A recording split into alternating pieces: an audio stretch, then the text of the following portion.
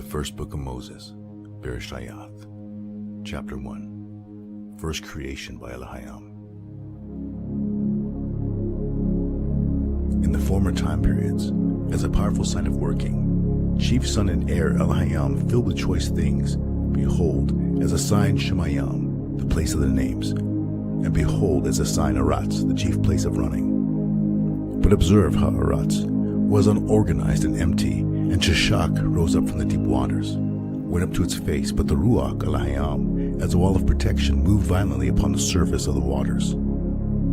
Elohim then declared, light he will exist, and light he will exist. And Elohim gazed upon that beautiful light, and Elohim made distinctive the light from the darkness. And to the light Elohim called out the name Ya'um, and to the darkness he called out the name Leah Laha. This was the close and the dawn of the first age.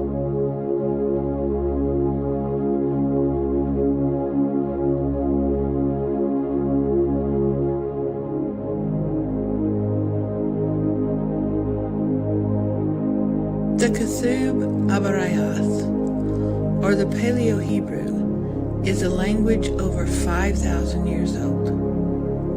It chronicles a story branching forth from ancient time. His story, Yahweh. Walk into his story.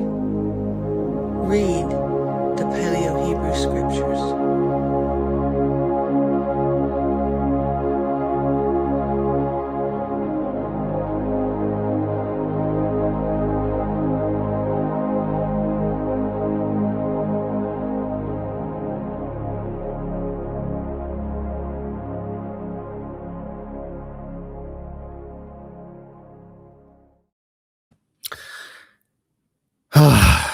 Guys, we did it. We made it to another Sabbath day. We made it through a preparation day. It's here. It's upon us. Finally, we worked hard all week. Just taking that deep breath. Let it in and out. Be sure to breathe through your nostrils, as Carly from Ancient Paths would say. You know, let's produce some wide nostrils from all that breathing through our nose. And let's get into our Torah portions this week. This is week 15. And I picked like the worst time ever to get behind in the Torah portions, because like we're like in it. Like this is the Exodus. Like the book says, this is the Passover. And if you can see this, everyone just start laughing right now. Just do me a favor and just, cock your head up back in laughter, because this document is 132 pages. There is no possible way we're getting through that this week. So I'm just going to, get through what I can. You can see I have a lot prepared for you. It's just not going to happen. Of course, for your own personal reference, the Torah portion this week is Exodus 10 through 13, verse 16. The prophets would be Jeremiah chapter 46 and Gospel of John chapter 19, specifically 31 through 37. Of course, put this on your calendar. Tuck 2026, Sukkot in Branson, Missouri, September 25th through October 4th. And I'll have more information to tell you in probably here soon, but nevertheless, just keep a watch out for it. I'll have instructions for you soon. And if you are not a Tuck Book Club member, I highly recommend you do, because it's totally awesome. It's unlike the other Patreon stuff out there where we every single month give you coupons based on what you give to us, whether it's 5, 10, 15, 25, 30, 50, 75, 100, 150, you name it. We give it to you back, and you get that in the form. You can buy books, teas, Don's products, all sorts of stuff in our store. We're coming out with new stuff all the time. Books that I come out with, we have other authors. We are expanding. We're bringing in more and more authors. I'm excited by a couple, like a book deal we just got. We're bringing in an author, and I'm just really excited by how we're expanding and growing. And this, of course, helps not just our ministry, but it helps to provide for some of our vendors who are making these products and using it to live off of. And of course, what I recommend is the Torah Portion Study Guide. People are buying this, multiple copies of this now, because they're like, this is perfect for group studies, whether it's your Sabbath group, whether it's your family, whether it's your friends, to go through. We line up, because I love various translations. And even though we are putting out the Paleo Hebrew Scriptures, as you can see right here, we put the Paleo Hebrew Scriptures in there next to the Aramaic Targum, next to the Greek LXX, next to the Hebrew Masoretic, the modern Hebrew, and of course the English Targum. So you can compare all four traditions and glean from the wisdom of all of them. Compare notes, goes through all the Torah portions, including the prophets and the gospels and so on and so forth. So you get all of that. It's a great way to go through the Bible in 1 year. So you don't have to sweat it, like just 6 chapters or so, 5 to 6 a week to read through. That's not that hard to do. And of course, a project of love for me is Rakia. I came out of the closet as a poet. I'm currently working towards a book of poetry that I'll share with you guys. But this is open submission season. Send in your poems. Let's get them published on Rakia on the website. And I'll be coming out with hopefully a chapbook this year of the selected poets. I want a nice variation, a kind of a smorgasbord of the different poets in this community, and maybe even outside the community for those who send them in. This is a terrible, I'm sorry for the graininess here, but we just got back in stock. He Walked the Americas. People tell me all the time that this was a game changer for them. It was just one of those books that came along that was just so pivotal in their understanding of the ancient world and how Yahshua really did walk the Americas up and down all over. I mean, he went everywhere, and unifying what we would call the Native American cultures at that time. We have a limited supply back in stock, so come by and get them. And of course, The Live Religion is a book that I'm going to be actually reading a section for you tonight from, on the Destroyer, the Book of the Destroyer. And we are premiering this. I'm going to be bringing on the scribe, the man who put this book out. And we're going to be going through a line study. I don't know how long it's going to take, 12 weeks, 15 weeks. I don't really know. We're going to take our time and go through this. And we're going to be matching this up with the Torah, the Tanakh, the New Testament. And we're going to see if this actually does line up with Scripture. And we are offering this as potentially as Scripture. This is one of the theological, philosophical questions, the religio-political questions, whatever you want to categorize this, that people ask all the time. Did Scripture, did the vision close down by 70 AD? Many people would say yes. Or did it continue on? Did we get more books along the way? And is this one of them? You guys know I've offered to you the Kolbrin, where you're going to find some passages from the Kolbrin in here. Let's start tonight with the Lord's Prayer, reading first from the Standard. Our Father who art in heaven, hallowed be thy name. Thy kingdom come, thy will be done on earth as it is in heaven. Give us this day our daily bread, and forgive us our trespasses as we forgive those who trespass against us. And lead us not into temptation, but deliver us from evil. For thine is the kingdom, the power, and the glory, forever and ever. Amen. Reading from the Paleo. Our Father, set apart is your name, and your royal dominion, your pleasure, your delight, you will exist in Shamayam and in Arats. And give us our bread continually, and pardon our faults, our sins and missteps, in the same manner in which we forgive those who commit faults, sins, missteps against us. And do not bring us into the hands of testing, but guard us from all evil. Amen. All right, now we're talking about the Passover event, the plagues of Egypt, the Exodus from Egypt. Of course, next week we'll get into the Red Sea account. But I'm going to throw that Greek word out here at you, at parousia. And this is usually used by preterist thinking, when it comes to Yahshua over Jerusalem in the 70 AD time period. However, you can see here, it's a little bit of a play. I'm saying Yahuwah in Egypt, the Perusia of Yahuwah in Egypt. And this is something we read right here in Isaiah chapter 19. The burden of Mitzrayim, behold, Yahuwah rides upon a swift cloud and shall come into Mitzrayim. By the way, I think that's very literal. Like he really rode on a cloud of some sort. And that's what the destroyer is. I don't, when people talk about like Planet X or Nibiru as the destroyer, I don't really see that in this description. I actually see closer what Isaiah is talking about here. And the idols of Mitzrayim shall be moved at his presence, and the heart of Mitzrayim shall melt in the midst of it. And I will set the Mitzrayim against Mitzrayim, and they shall fight everyone against his brother, and everyone against his neighbor, city against city, and kingdom against kingdom. Now, this is in Isaiah's time a future tense, so I'm assuming that he's not talking about the Exodus account here. Nevertheless, the Exodus, and of course, the idea of a Perusia, I should have noted this. I'm sorry for those of you who maybe don't know what I'm talking about. A Perusia is not really referring to a second coming. We always hear about the second coming of Christ. That's not really in Scripture.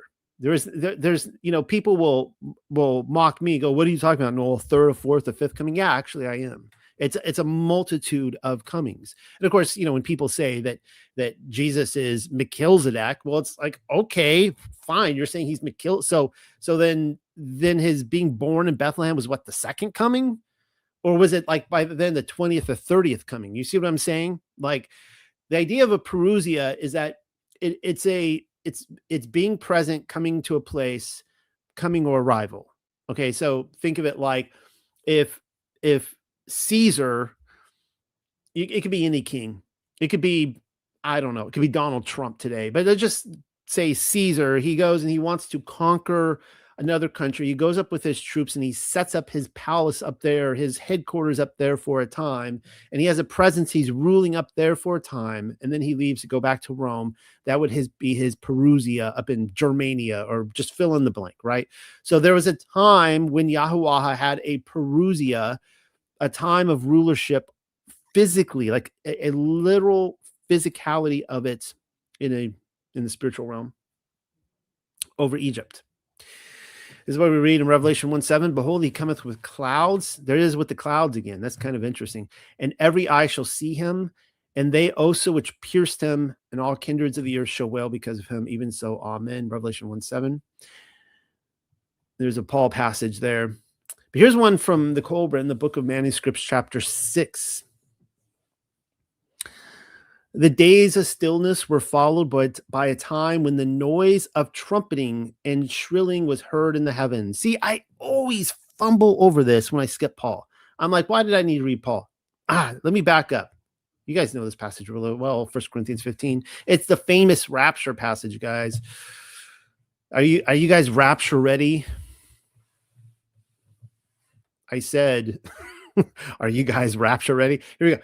Behold, I tell you a mystery. We shall not all sleep, but we shall all be changed in a moment, in the twinkling of an eye, at the last trumpet, or of course at the last trump. Dun, dun, dun. At the 47th trump. And this is what we read here in the Book of Manuscripts. The days of stillness were followed by a time when the noise of trumpeting and shrilling was heard in the heavens. And that's just, I find that haunting. I think of like shofars, like on Yom Teruah or whatever. And they're just, you could just hear them blasting up there in the heavens. And the people became as frightened beasts without a herdsman, as asses when lions prowl without their fold. The people spoke of the Elohim of the slaves, that would be the Hebrews. And reckless men said, if we knew where this Elohim were to be found, we would sacrifice to him. But the Elohim of the slaves was not among them. He was not to be found within the swamplands or the brick pits. In the brick pits is where the slaves were, right? The Hebrews, telling us that the Hebrews did not have, they were going to they were like, okay, this is the God of the Hebrews. Let's go invade like the Hebrews camp. Let's go to Goshen and figure out what their God looks like. It's weird because you guys are going to see tonight. Well, it says right here, His manifestation was in the heavens for all men to see. This is El Shaddai, the destroyer. But they did not see with understanding, nor would any Elohim listen, for all were dumb because of the hypocrisy of men. We looked at this last week. This is a little refresher for the course tonight. 2 names, 2 meanings, the duality of Elohim. And this is just copying and pasting what Pamela was sharing with me. And I thought it was just spot on. It was so good. I just thought, well, I'll just, give her credit and, instead of like stealing her commentary. The name Yahuwah literally means he will breathe. To an ancient Hebrew, it meant he will live or he has life, as in John 5:26. Now, the reason I'm saying this is because Moshe was told last week that his descendants, hence Abraham, Yitzhak, Yaakov, only knew him as El Shaddai. Whereas Moshe is going to know him as Yahuwah. Now, people will mistake this and go, wait, what? Abraham didn't know him by the name Yahuwah? That's not, I don't believe that's what it's saying. And in fact, you can go back and Yahuwah appears all the way in Genesis chapter 2. So clearly he was there. He was making himself known. But the idea is that they didn't know him according to the meaning of his name, Yahuwah. They only knew him as the destroyer. And this is where it gets really fascinating. So according to Yahuwah, he will live. He has life. So someone who is self-existing or ever living. This is what the Hebrews were about to experience. Acts 2:24, it was impossible for death to hold him because he had life inside of him. This is Yahshua. So obviously, Yahshua is carrying on the meaning of the name Yahuwah. Al Shaddai is a scarier name. It means all-powerful or almighty, but the essence means to deal violently with, to lay waste, or to harrow, as in harrow a field. If Abraham and his descendants knew him as Al Shaddai, meaning the character quality of it, it could mean that this facet of his character is what they focused upon. He could be saying there was a lot of fear in their worship. In fact, when we do get into the book of the Destroyer tonight, you're going to see that that is exactly how the ancient world knew him as. And that this revelation of his character as Yahuwah did come through the Hebrews. Can you imagine the effect the destruction of Sodom had on those who survived, on Abraham and his servants? He literally laid the place waste, nothing left. So you could see where Abraham, he's trying to like barter with him. He's that scene where he's like, if there's, so many in here, will you spare the city? He's speaking to El Shaddai. He's speaking to the destroyer. Just as the cloud was light to the Hebrews and darkness to the Egyptians. We're going to see that next week. Though we already see that Yahuwah is, darkness to Pharaoh now with his hardened heart. But it's a crazy scene how there's this pillar of light that is leading the Hebrews in the wilderness. And here we all are in a way in the wilderness, right? But it's like, let's get real. Like how even there are probably people in the wilderness with us who are seeing that same pillar and it's darkness to them. You know what I mean? So just as the cloud was light to the Hebrews and darkness to the Egyptians, Yah is life to the obedient Hebrews and destruction to the disobedient Egyptians. All right. So I can't remember where I think I made it all the way through chapter 8 last week. I'm just going to go through chapter 9 before starting chapter 10. Like I said, I picked quite the week to get behind. Consequently, Yahuwah the ever-living said to Al-Mashah, go to Pharaoh and tell him, thus says Yahuwah the ever-living Elohim of the Hebrews, send forth my people, and they will serve me. However, if you are unwilling to send them away, and you again hold fast with them, behold, the hand of Yahuwah the ever-living, he will exist and shall bring upon your livestock that are in the plains and upon your horses and asses and camels and cattle and sheep a very severe death plague. There's that El Shaddai that Pharaoh is going to know them by, whereas Moshe and the Hebrews are going to know him by Yahuwah. But Yahuwah, the ever-living, will distinguish between the livestock of Yasharel and between the livestock of Mitzrayim, and in all the livestock of Yasharel nothing shall die. And Yahuwah set an appointed time, declaring tomorrow, Yahuwah had Dabar he will fashion this in Aratz. In Yahuwah, the ever-living, Ath Dabar, he fashioned this on the morrow, and he caused to be destroyed all the livestock of Mitzrayim, but the livestock of the sons of Yashreel died not one. Pharaoh sent to examine, and he discovered that of the livestock of Yasharel, not any had died. Yet Pharaoh made heavy his heart and would not send away the people. And Yahuwah, the ever-living, he declared to Al-Mashahah and Al-Aaron, lay hold to yourselves handfuls and both fists of soot from a furnace, and let Mashahah fling them into Ha-Shamayim before the eyes of Pharaoh. And he will exist as dust upon all the land of Mitzrayim, and he will exist upon man and upon beast as boils, breaking out into pustules in all the land of Mitzrayim. And they seized hold of the soot of the furnace, and they stood to the face of Pharaoh, and Mashahah flung it into Ha-Shamayim, and the boils existed with pustules breaking forth on man and on beast. And the sacred scribes were not able to stand to the face of Mashahah because of the face of the boils. Boils existed upon the sacred scribes and upon all Mitzrayim.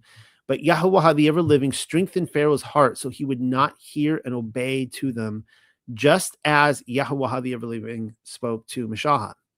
And Yahuwah, the ever-living, declared to Al-Mashahah, arise at daybreak and stand to the face of Pharaoh and say to him like this, thus says Yahuwah, the ever-living, Allahaya of the Hebrews. Send away. Isn't it interesting that he keeps saying his name too, but only the name that that Moses is going to come to understand. And Pharaoh's like, yeah, he's looking through the books. He's like, yeah, your God doesn't exist.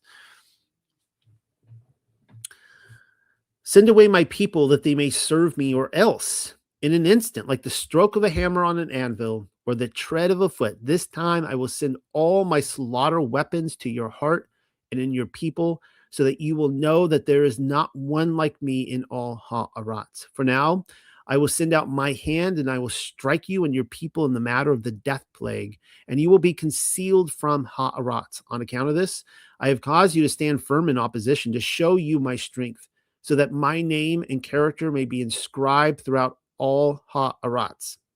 Yet again, if you continue to lift yourself up against my people, to prevent them from going out, then behold, I will rain at the appointed time in the future a very fierce hail, such as has not been in Mitzrayim from the day it was established until now. Therefore, send your livestock to seek refugees, and with all that belongs to you in the plains, all the men and all the beasts which will be found in the plains, and is not gathered into houses, then the hail will go down upon them and kill them. Those are the servants of Pharaoh who reverently feared Ath-Dabar. Yahuwah gathered their servants and their livestock into houses, but those who had, and of course we read in this passage that in the Aramaic Targum that Job was one of those who feared Yahuwah, and he was there, and he brought in his cattle. Those who reverently feared Yahuwah gathered their servants and their livestock into houses, but those who had not set his heart to Al-Dabar Yahuwah, then he left his servants and livestock in the plains. And Yahuwah declared to Mashahah, stretch out your hand to Ha-Shamayim and hail. He will exist in all the land of Mitzrayim, upon man and upon beast, and upon all the herbs of the plains and the lands of Mitzrayim. So Mashahah stretched forth his branch to Ha-Shamayim, and Yahuwah had given voices, and hail and fire. She did walk upon Arat, and he did pour down hail over the land of Mitzrayim.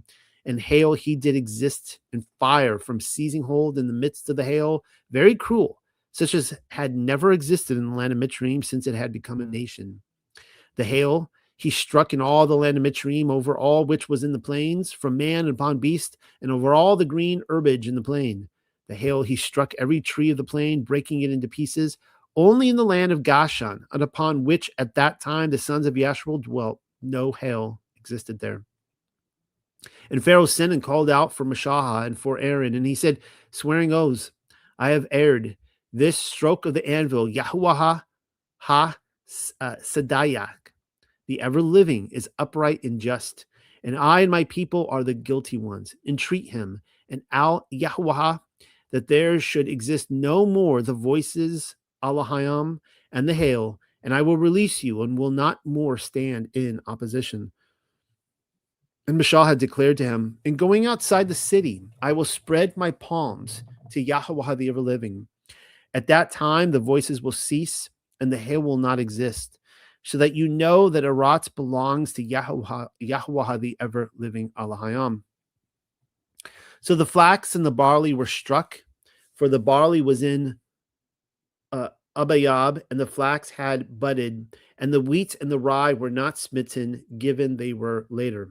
And Mishal went out from Pharaoh, out of the city. He spread his palms to Yahweh the ever-living, and the voices ceased, and the hail did not drop down onto the land. But when Pharaoh observed that the rain and hail and voices had ceased, he again erred, and his voice was made heavy, both he and his servants. And he seized the heart of Pharaoh, and he did not send away the sons of Yasharel, just as Yahweh the ever-living had foretold by the hand of Mishal. So here we get into today's portion, and I'm going to, just to make sure I get through it all, that we don't have a repeat disaster, I'm going to just read through the whole portion, and then we'll have commentary afterwards.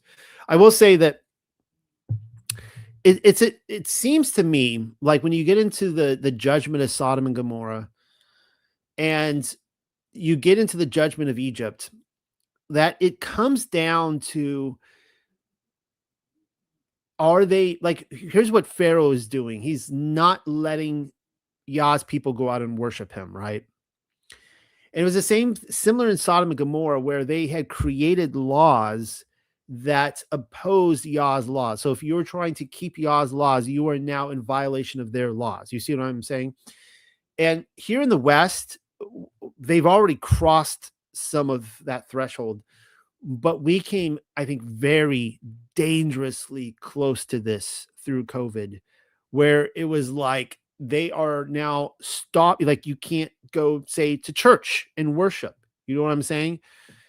And I think it's in these situations where Yah's like, he brings judgment down on nations, where it's like, you are now stopping these people from worshiping me, from obeying my laws. So you guys are going to get it now. Reading from the Paleo Hebrew, chapter 10. And Yahweh the ever-living declared to Al-Mashahah, go in unto Pharaoh, given that I will make heavy his heart and the heart of his servants, with two other evidences I will fashion in their midst, that they might know that I am Yahweh the ever-living. Mashahah and Aaron came to Pharaoh, and he said to him, Yahweh Alahaya of the living ones, he has declared like this, until when will you refuse, resisting to my face, to send away my people to serve me? Given that you have refused to send away my people, behold me. Tomorrow I will cause locusts to come into your dominions, and they shall cover the face of Ha'aratz, and no one will be able to observe Ha'aratz. And they shall consume the remainder of the ones escaping, the residue of what has been left to you from the hail, and shall consume all the sprouting forth trees which belong to you in the plains, and shall fill your house, and the house of your servants, and the house of all Mitzrayim, in such a way as you have never seen, or your fathers, or the fathers of your fathers, from the day you existed upon the ground to this day. Well, I was laughing there because I was remembering 25 years ago now. I went to Cambodia. I was in college, went into like the killing fields, went to, what was it? I can't even think now that I'm live, which is really embarrassing. Angkor Wat. I went to Angkor Wat, went to all those different places. And it was on my way to Angkor Wat. It reminded me of like straight out of the movie Apocalypse Now. I mean, because they went into Cambodia in that movie too. You know, I'm going down a river through the jungle, like into the heart of darkness. You take the river route to go to Angkor Wat. And I stopped over in this hotel for the night. And I remember I checked in. It's just white walls, just bare floor, the kind of floor you just sweep and mop, right? And I go into my room. The lady follows me into my room who checked me in.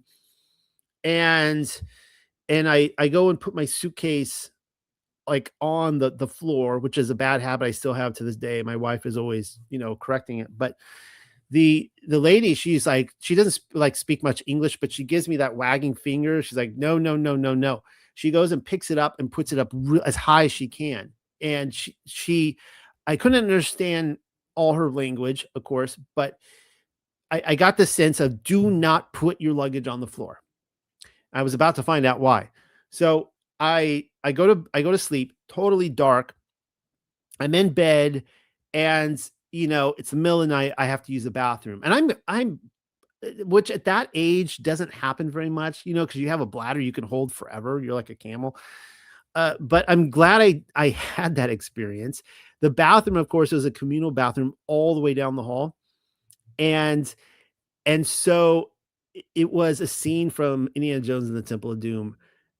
It was all black, so I couldn't see anything, but I stepped. It was crunch, crunch, crunch, and I'm like, what? It was like fortune cookies, and then I looked down, and the floor is moving, and I'm just like, oh my goodness! And you had to keep walking, or else they're coming up your legs, right? I don't even know how they didn't all get up on the bed, but it just crunch, crunch, crunch, crunch, crunch. I use the bathroom, run back, crunch, crunch, crunch, crunch, crunch. Jump into bed. And the next morning I wake up, it's sunny, and there's the lady with her big old broom. Just you could see where everyone walked at night, all the footprints of just crushed bugs. So she's sweeping up. I'm just like envisioning this story in Egypt where you can't walk anywhere you can't see the earth, right? It's just these bugs. You'd be stepping on them everywhere, and man, the cleanup would be intense. And then he went away from Pharaoh and the servants of Pharaoh. How long will this go on with us to ensnare us?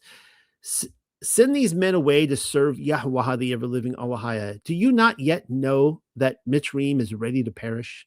And Meshahah was turned back, Aaron also, unto Pharaoh. And he said to them, walk, serve Yahweh, the ever-living, your Allahia. Who and who are the ones walking? And Meshahah said, we will walk with our young men and with our age-bearded ones, with our sons and with our daughters and with our livestock for a festival unto Yahweh, the ever-living. And he said unto them, Yahweh, he will exist with you when I send you and your little ones.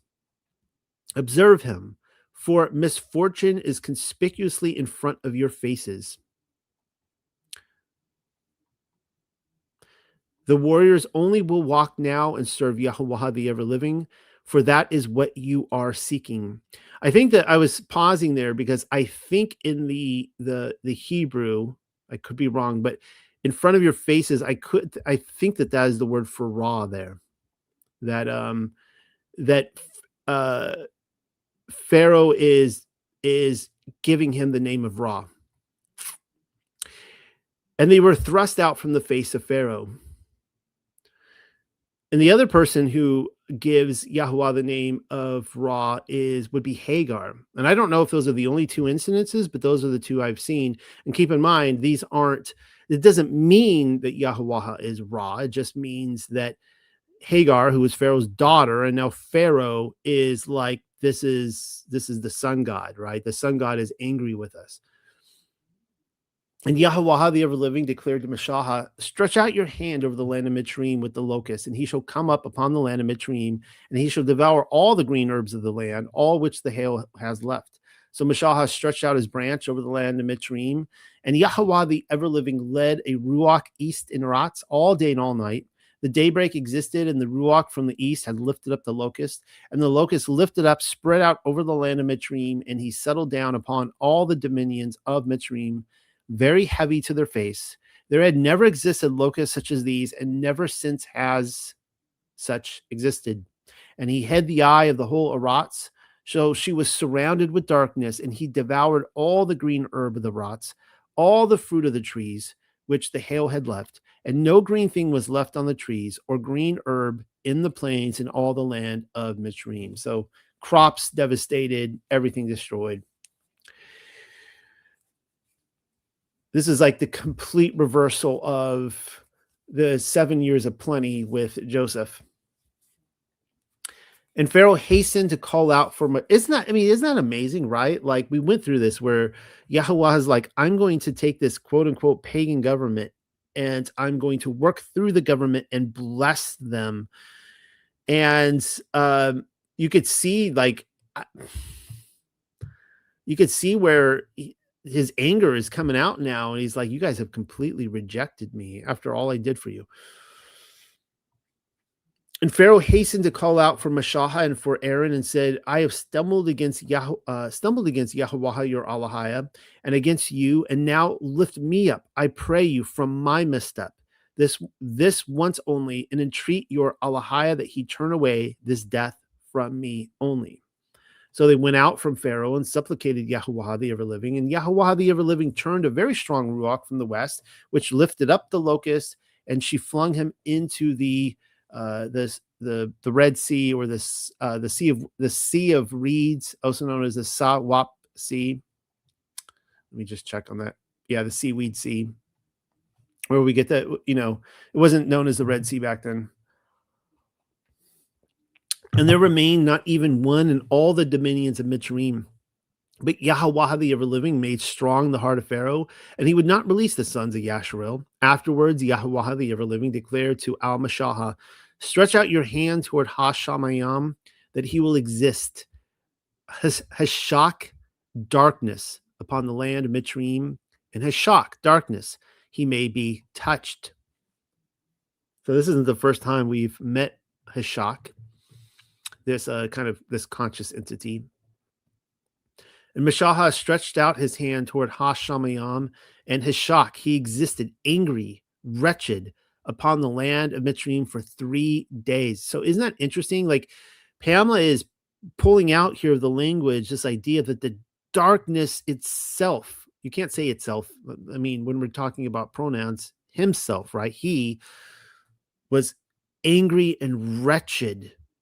He existed angry and wretched upon the land of Mitzrayim for 3 days. No man observed his brother, and no one rose up from beneath his roof for 3 days. But in all the dwellings of the sons of Yasharel, light existed. Then Pharaoh called out to Al-Mashaha and said, walk you, serve him. Yahuwah, only your livestock and your bulls and cows shall stay. Your little children will walk with you. But Mashaha replied, you must also give into our hands sacrifices and burnt offerings that we can give to our Yahuwah, our Allahia. And therefore our cattle must walk with us, not a hoof must be left, for we must take from them to serve Yahuwah, our Allahia. And we cannot know with what we must serve Yahuwah the ever-living until we arrive unto him. Yahuwah, however, made strong the heart of Pharaoh, and he would not consent to let them depart. Therefore Pharaoh replied to him, walk away from me, guard yourself. My face you shall see no more. For on the day you look upon my face, you will die. And Mashaha answered, your dabar is upright. I will never add more to observe your face. Chapter 11.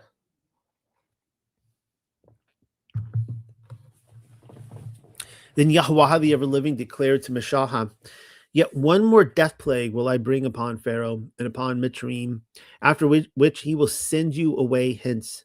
He will drive you out completely. The matter is complete. Make plans now in the ears of the people, and let every man demand from his neighbor, and every woman from her neighbor, articles of silver and of gold. Yahuwah the ever-living gave the people favor in the eyes of Mitzrayim, for the man Mashaha was very great in the land of Mitzrayim, in the eyes of the ministers of Pharaoh, and in the eyes of the people. After that, Mashaha proclaimed, thus says Yahuwah the ever-living, at the midst of the night, I will go forth into the middle part of Mitzrayim, and I will slay all the firstborn of Mitzrayim, from the firstborn of Pharaoh that sits down upon his throne, even into the firstborn of the maidservant who is behind the millstone, and all the firstborn of cattle. And there shall exist a great crying out in all the land of Mitzrayim, which none like it existed before, and none like it shall be added. But from all the sons of Yasharel, not even a barker shall bring to a point his tongue against man or beast. You like how she describes a dog there as a barker? That you may know Yahuwah the ever-living works a separation between Mitzrayim and between Yasharel, and he will cast himself down all these your servants, and he will submit himself to me, begging, go away, you and all the people who will foot it after you, and after that I will go out. And he went out from Pharaoh, his nostrils flaring in the heat of his anger. And Yahuwah the ever-living declared to Al-Mashahah, since Pharaoh will not hear and obey you, I will multiply my splendid deeds in the land of Mitzrayim. Therefore Mashahah and Aaron did fashion all his splendid deeds to the face of Pharaoh. Yet Yahuwah the ever-living made Pharaoh's heart strong, and he would not send away the sons of Yasharel from his land. Chapter 12. I got to take another drink of coffee since we're on a new chapter. Consequently, Yahuwah the ever-living spoke to Al-Mashahah and to Aaron, or Al-Aaron in the land of Mitzrayim, commanding, this month shall be to you the head of months. It shall be to you the first month of the year. Of course, we know that as the month of Nisan,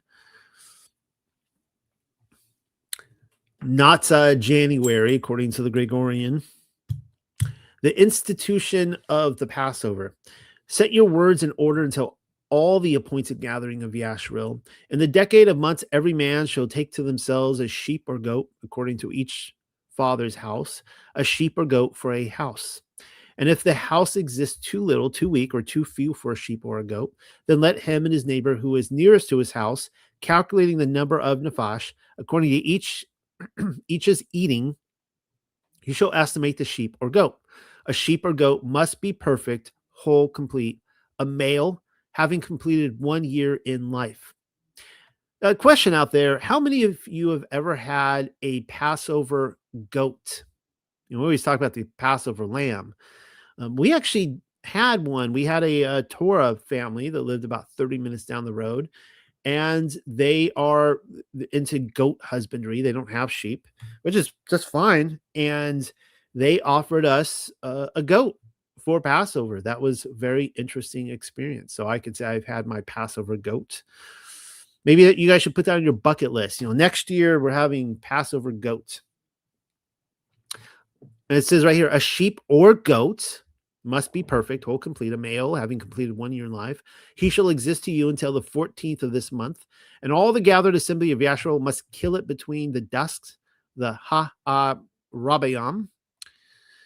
Then they shall take hold of the blood and shall gift it onto the 2 doorposts and on the upper doorposts of the house where they eat it. And they shall consume him, the flesh, in the Le'elaha, the night, roasted with fire. The Le'elaha there, that's where when we were talking about pre-existence. I had Zen Garcia on recently. Hunter Tyler was in that one. And it's a Le'elah, the angel of the night that delivers the pre-existent souls into the mommy's tummies, into the egg. The Le'elaha night, roasted with fire, and with sweet unfermented bread upon bitter herbs shall they consume it. You shall not eat any part of it raw, half-cooked, or boiled in water, but only roasted over fire, his head, his legs, and over the middle of the thing. And you shall, now I'm going to point out later when we get into probably Leviticus and we start talking about, meats and how people come over to the Torah and they start freaking out if there's like any like red stuff in the meat. They're like, that's blood. I can't have blood. That's actually not blood, guys. But I wanted to point out that actually, the blood is drained. But this is like the instant in the Torah where we see that you are to eat a cooked animal over the fire. There are, I'm not into raw food. I find it disgusting and gross. I'm not talking raw vegetables. I still like my peas cooked and hot and mashed, even though I hear, the raw peas are healthier. But there are some people out there that do like raw, meat. And that's not against Torah. Now, it would be on the Passover day. It is a requirement. You got to cook it over fire specifically. And you should not let any part of it remain until daybreak. You shall burn him in fire. And my buddy Paulie has a great story about that. When we had Passover, like he's coming for Passover again this year, but it was probably like 4 or 5 years ago. And he he's over at the house, and I put him on fire duty to burn the lamb. We had to, same thing. Whatever is left of the lamb, you don't break any of the bones. Whatever you don't eat, you got to burn in the fire. And so we put Polly on that duty. And my sons and a neighboring child had so thoroughly doused the fire with water that it was like an Elijah kind of episode where like that thing wasn't lighting. Elijah on Mount Carmel, and they he tried and tried and tried, and he got so frustrated. It's like he's like he prayed over it. It's not lighting. He gets up and just leaves frustrated. I don't know if he's in the audience tonight. And so I'm there with one other guy. We don't even know he's having this struggle, and we just go and we sit down by the fire, and we're like, hey, look, the fire is going, and we're just sitting there, and he comes back and he's like, what happened? I'm like, I don't know, Polly. I'm just sitting here. He's like, did you guys light the fire? I'm like, no, I promise. I didn't touch anything, dude. And he's like, he didn't believe us at first. I'm like, no, it was going on its own. And he couldn't believe that. He couldn't believe it. It just started, it was a Passover miracle. Let's put it that way. It was like doused in water, and it was a Passover miracle.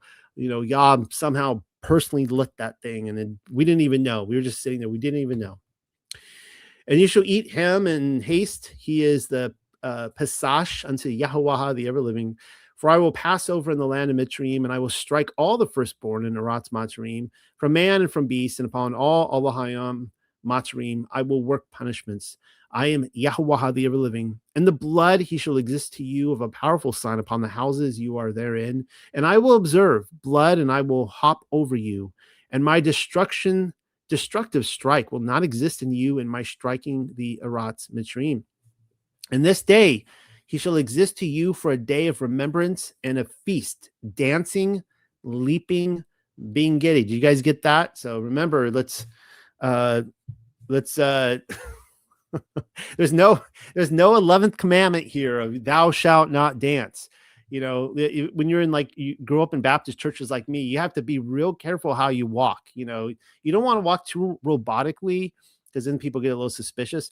But you you can't walk too happily, because then it's got a little bit of a, if you got too much of a strut, it's a little bit of a dance. But dancing, leaping, being giddy. So remember that on Passover.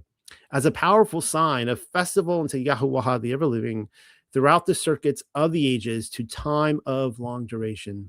She will keep Hag or Hachag unto him. 7 days only shall you eat sweet unfermented bread.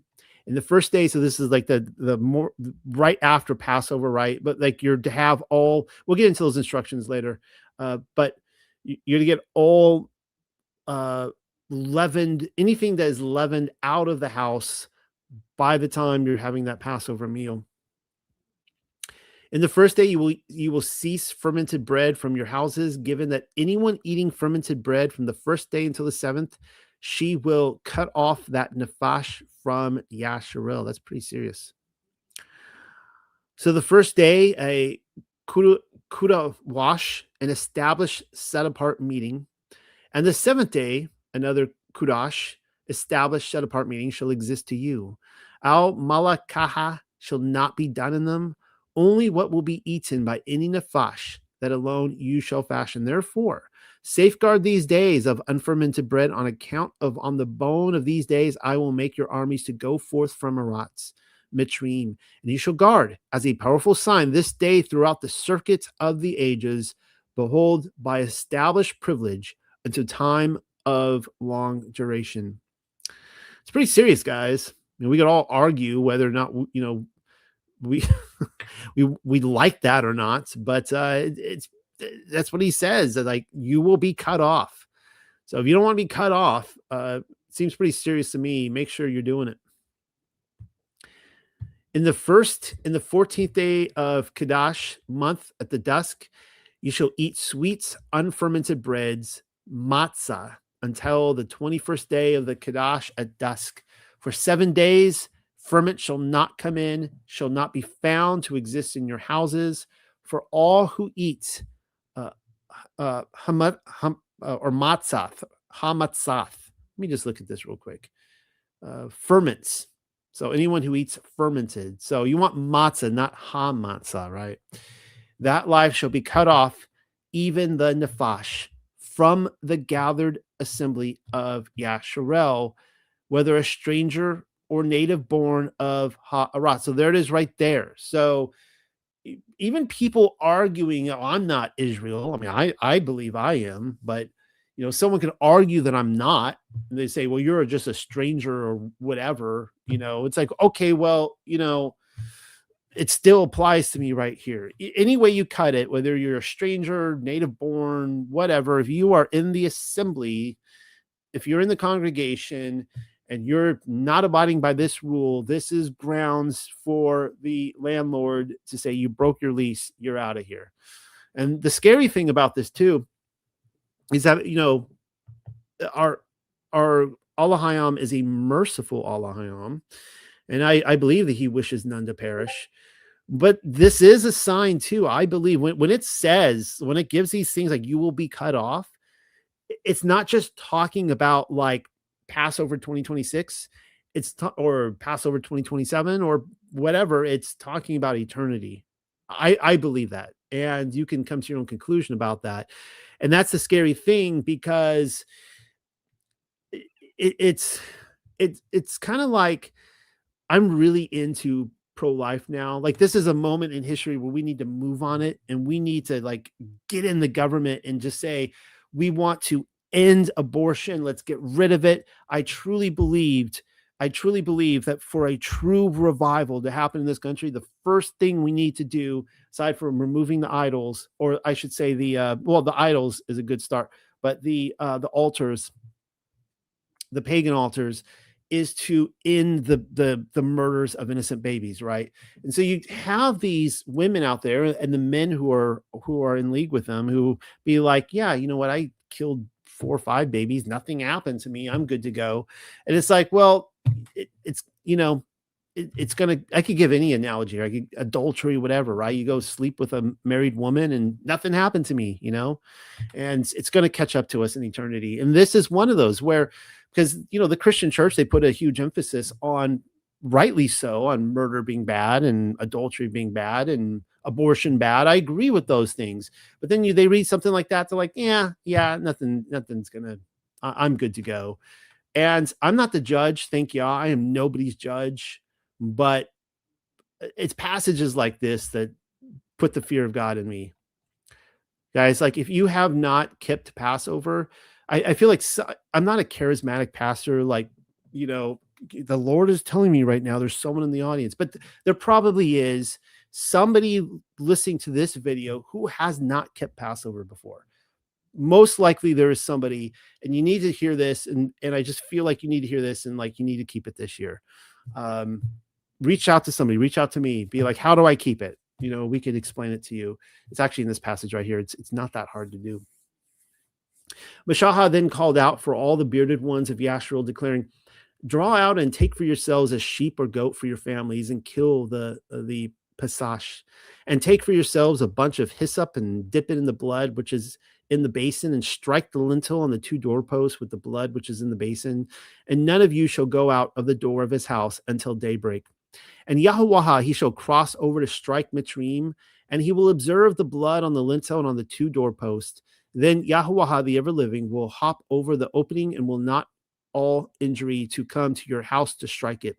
And he will safeguard as a powerful sign, Had-dabar, the word set in order, the plan, for an institution for you and for your sons to time of long duration. And it shall exist when you enter to Ha'arat, which Yahuwah, the ever-living, will give to you, like that which he has arranged in order.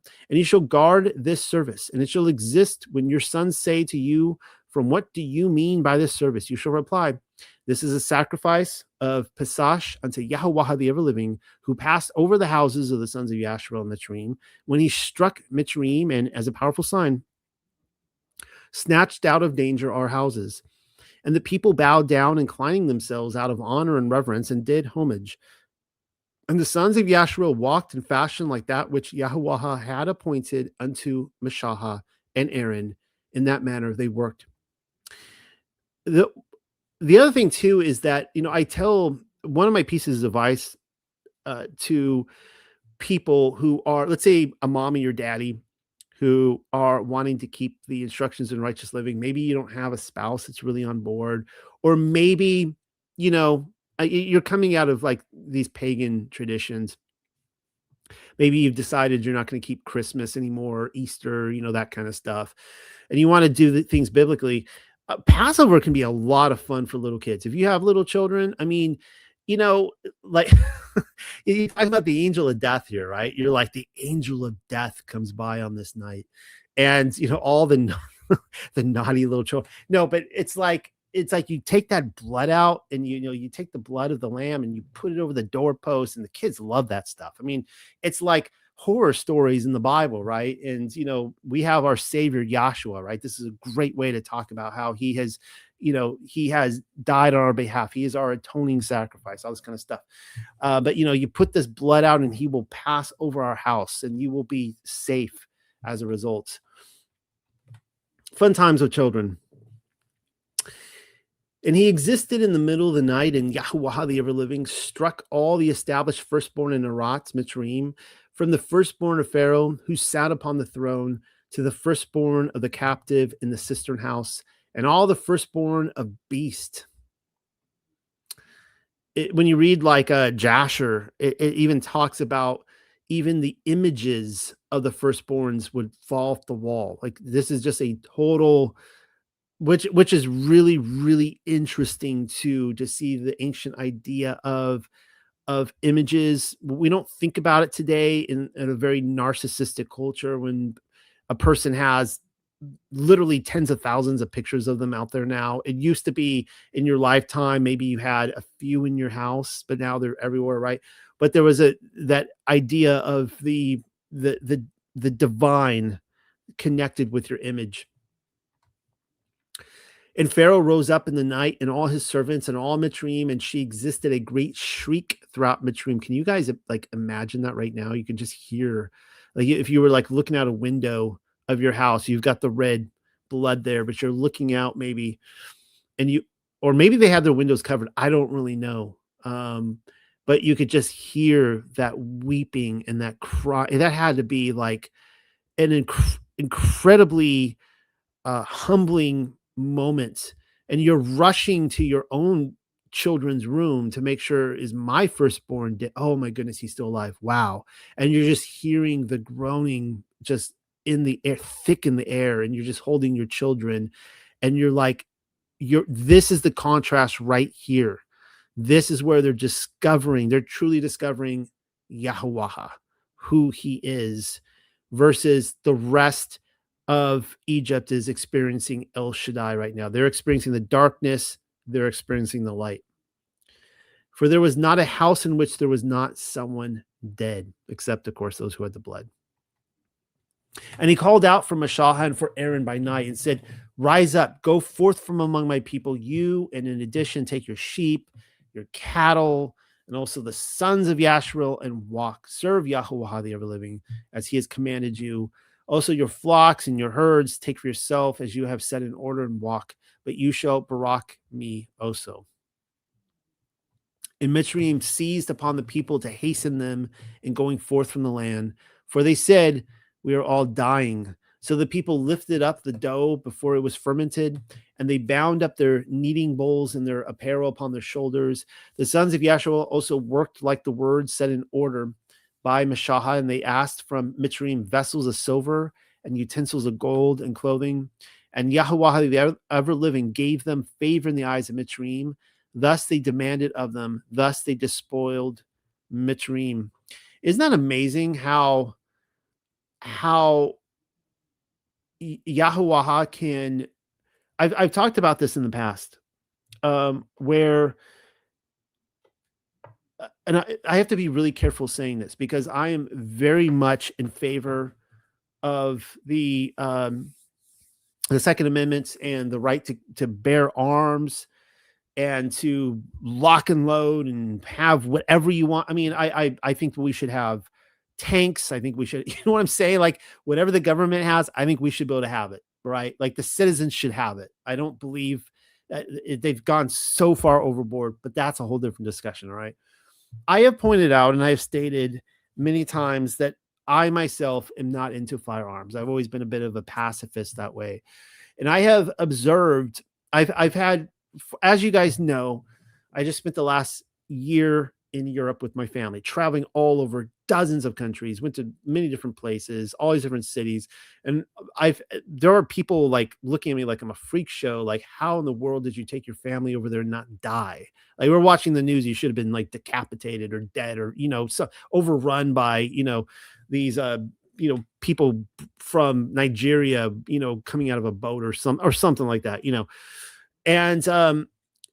and I have observed in my life, I really do believe in guardian angels. I put a lot of faith in the protection of Yahweh. I have been in situations where I have seen people who have ill intent, who have evil eyes or evil aura around them, and they just change in front of me, where they just like walk away, like all of a sudden I find, like, maybe to quote this here, I find favor in their eyes, and it just happens right in front of me. And this is Yahweh doing that. I know that. I know, like, my guardian angels go before me, behind me. I know that they have taken, and I know I'm going to die someday. And then, so, we all die, and I'm going to die, and people are like, no, they won't laugh. They'll say, like, see, Noel didn't know what he was talking about. No, I'm going to die someday. I could die tomorrow. I don't really know. But I have been in so many situations my entire life where my only protection was my guardian angels. And I've seen this happen just like in this Exodus account, obviously not to this degree. Whereas, and I'm not criticizing it, but you guys, man, you guys get all the firearms you want. All right. I am not criticizing that. Please do not think that. But I have found that when I get into this thing of some of the heavy gun ownership people, they find out that I'm not, they try to like make me out to be evil or immoral or whatever, all these stupid arguments. It's like, whatever, dude. But they will tell me all the time about all these confrontations they get into, and almost how many times they're reaching for their guns and holding them or whatever, getting really close to it. And I'm like, yeah, because you bring that to a room, and it creates that, it almost creates, like, in their mind, the need for it. And they're like, how in the world, Noel, can you go without this? And it's like, well, I don't know how you can go with it, because this is my experience. All right. I'm just throwing this out there. This is what I see in scripture here. So I'm totally pro soldiers, totally pro warriors, badass dudes, not knocking that down. And the sons of Yasharel pulled up camp, setting forth from Ramses to Sakathuth, about 600,000 warriors, besides the babies. And in addition, a great many strangers went up with them, and flocks and cattle. The livestock was heavy. They also baked the dough which they had brought from Mitzrayim into Matzawath, for it was unfermented, because they were driven out from Mitzrayim and were not able to tarry. And also neither had they fashioned any provisions for themselves. And the drawing out and turning back of the sons of Yasharel, after which they had dwelt in Mitzrayim, was after 430 years. And he existed the end of the 430 years, and he existed on the bone of this day, that all the armies of Yahweh the ever-living lifted them out from Aratz Mitzrayim, for all the sons of Yasharel to be observed until the circuit of the ages. And Yahweh the ever-living declared unto Al-Mashahah and Aaron, this is the feast of Pesach, and the son of a foreigner shall not eat of it, but every man's servant that is purchased with silver, and after you have circumcised him, then he shall eat of it. Oh man, I've had some theological conversations about that. If you didn't catch that right there, that if you are to eat Passover, you need to be circumcised. And I've one of the things that I have stated in the past is I do believe that if you are in a covenant relationship, that we need, this is what it says, right? It says this right here. I'm not going to change scripture or whatever, make it politically correct for today's audience. It says that you need to be circumcised to keep it. However, I have run into issues where you have spouses who want to follow Yah, and others who aren't interested. And the one who might not be interested might not be circumcised. And so, you have to, I'll get with others and we've discussed this and prayed about this issue. And what we came up with is that if a spouse who is a quote unquote non-believer is supporting their spouse who is, then we're not going to do anything to estrange this couple, because it would be a woman in this instance, right? Versus obviously, because it's the man that's uncircumcised. She's already having a hard enough time with her spouse following Yah's laws, and now he is actually, if he is going to support her to the point of actually showing up to something that's important to her, we're like, okay, this person's not in a covenant relationship. He can, support this. He can eat the meal. But I do, because again, I don't want to do anything to break up these marriages that are already having a tough time as it is. But anyone who is, if you are in a covenant relationship, you need to, think about doing this. But every man's servant that is purchased with silver, and after you have circumcised him, then he shall eat of it. A sojourner and a hireling or mercenary shall not eat thereof. In one house shall he eat it, and she will not exit abroad out of the house with any part of the flesh, and neither shall she break a bone thereof. I'm just checking the comments here to see if anyone's arguing back with me on something. When you talk about circumcision, a guy gets threatened real quick, and I think that's the number one reason why a lot of dudes talk about the Torah negatively, because they're like, you're going for the most precious, my precious, right? You go after that, and it's game on. All the gathered assembly of Yasharil shall fashion him. For him who is sojourning with you, a foreigner and one who wishes to fashion Pasash of Yahuwah, behold, let all his males be circumcised first, and then at that time let him approach to fashion him. And he shall exist like one born in Ha'aratz. So again, I can't control. I'm not going to be checking at the door. All right. Like if you guys ever have Passover with me, I'm not going to, I'm not going to have a doorman there asking you to lift your skirt or whatever. Your toga, I guess, your loins. But it is, I can't control, other people, but I can control those in my own household, right? My sons, my servants, anything like that. Let all his males be circumcised first, and then at that time, let him approach to fashion him. So just don't approach until you're circumcised. And he shall exist like one born in Ha'aratz, but all uncircumcised shall not eat thereof. And so I would, this is one of those things too, that the Torah movement gets criticized by, the quote unquote Gentiles. They're like, I went to a Torah group and they were really big on circumcision. So, I personally, I just put out there to you guys, like, if you really are uncircumcised, and let it be known, not to the group, but to the host, be like, hey, you know what, man, I'm sorry. I'm not let him decide what to do with that at that time. But I wouldn't even, I wouldn't even put that on his household, right? To do that. If you're not. Because we can see examples in scripture where, the head of the household, he might have some sort of sin or something that happens within his gates, and he's responsible for it. A kad through a waha shall exist for the native and for the stranger who sojourns with you. Again, if you claim you're not a house of Israel or Jew or whatever, a Hebrew, you're a Gentile, still the same thing. And I think this is probably why the Jews for Jesus, they don't really tell you this much, because they don't want to, insult the church. I had Seder dinners with Jews for Jesus years ago, and it was they would tell you, guys, this is not Passover, just so you know. This is just a representation of the meal. And now I get why they do that. I didn't get it back then, but now I do.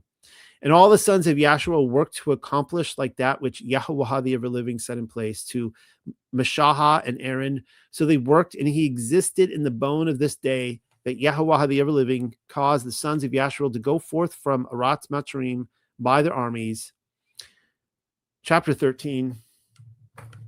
And Yahuwah the ever-living set words in order to Al-Meshaha to declare, Kuda wash, to me are the established firstborn, all that which first cleaves open the womb among the sons of Yasharel, of man and of beast, it belongs to me. Is that a kind of have to wonder, because if that is a reference to Israel being the firstborn, right? So there are passages, I'm not doing a study on the firstborn tonight, but if we are Israel, are we the firstborn? And he says here that the definition of the firstborn here, even though it says the first that comes out of the womb, so we know what that means, obviously, in material terms, but he says that it belongs to me, right? The firstborn, by definition, is something that belongs to him. So if we are Israel and Israel is considered the firstborn, then we belong to him. I don't know. I'm using a little deductive argument there, but not sure if it works or not. And Meshach had declared unto the people, remember this day in which you went forth from Mitzrayim, from the house of slavery. For with a strong hand, Yahuwah the ever-living, is a powerful sign, brought you from there. You shall not eat fermented bread. The time you came forth was in Hadash ha-Abayab, the month of the green corn. Therefore, when Yahuwah the ever-living brings you to the Aratz, to Canaan, or to Cananuya, and of the Hittites and the Amorites and the Hivites and the Jebusites, or the Yabawasaya, which he swore to give to you, a land flowing with milk and honey, you shall keep this service in this month. For 7 days you shall eat matzah, or matzath. And on the 7th day shall be a feast to Yahuwah the ever-living. You shall eat sweet unfermented bread for 7 days, and fermented bread shall not be seen with you, nor shall ferment be seen in all your boundaries. You shall declare to your son, this is because of the which Yahuwah worked for me in bringing me forth from Mitzrayim.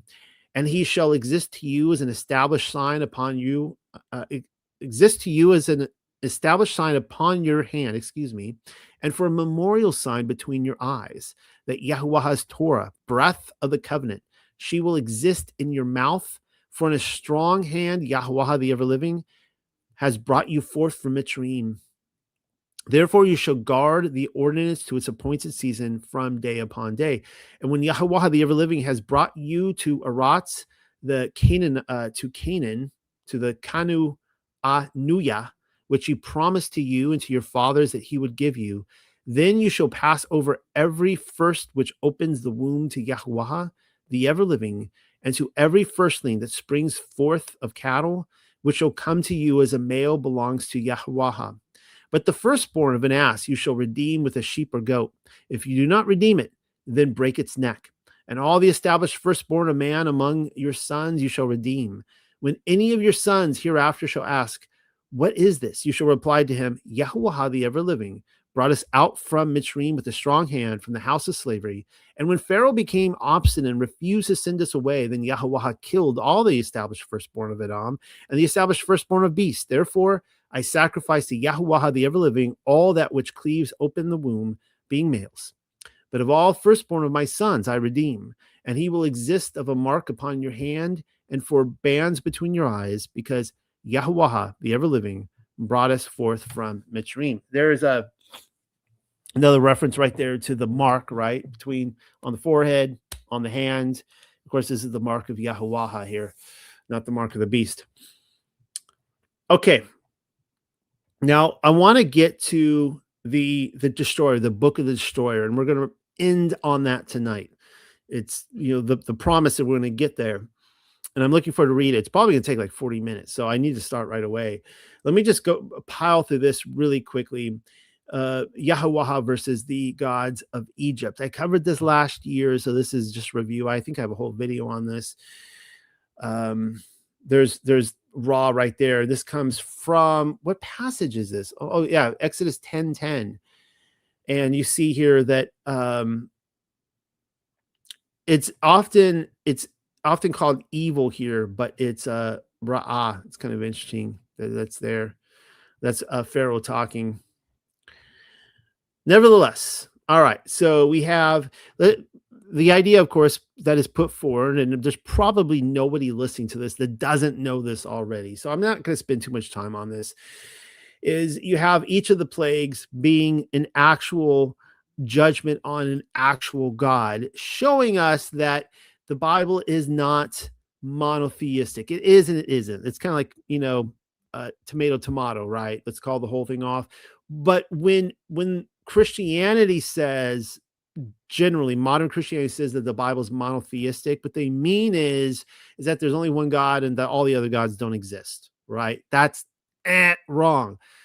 It is monotheistic in the sense that Elohim is the father of all spirits, and therefore there is no one above him, beside him. He is the one, the monotheistic in that sense. Nevertheless, there are many other gods. Okay, so these gods, of course, as you know, are ruling over the earth, or were ruling over the earth, were judged, and these judgments are attributed to each one of these. So we have Hapi, the Nile god.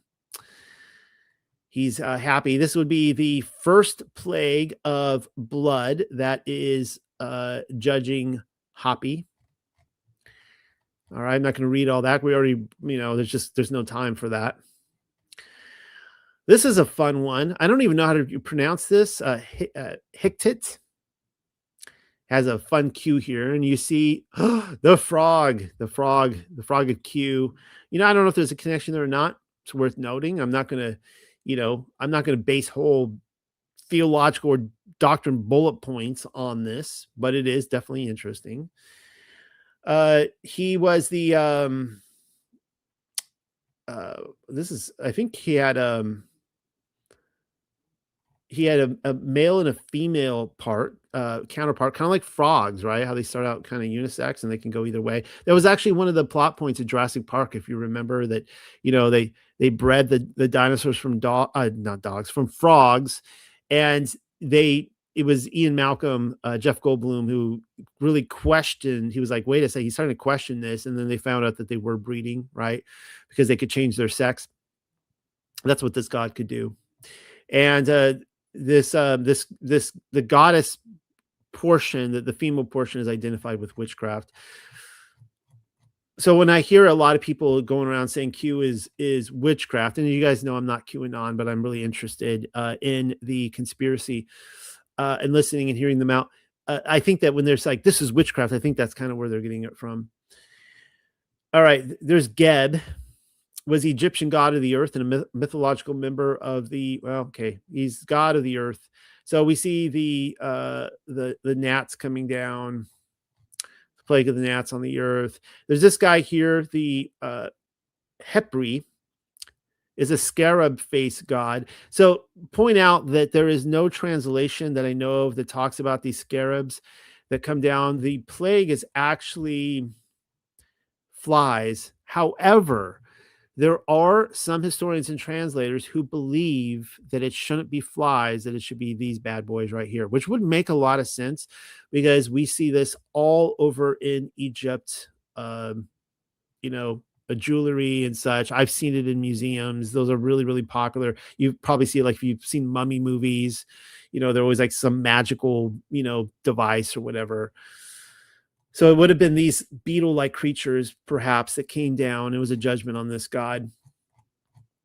Moving on, we see the next plague goes to Hathor.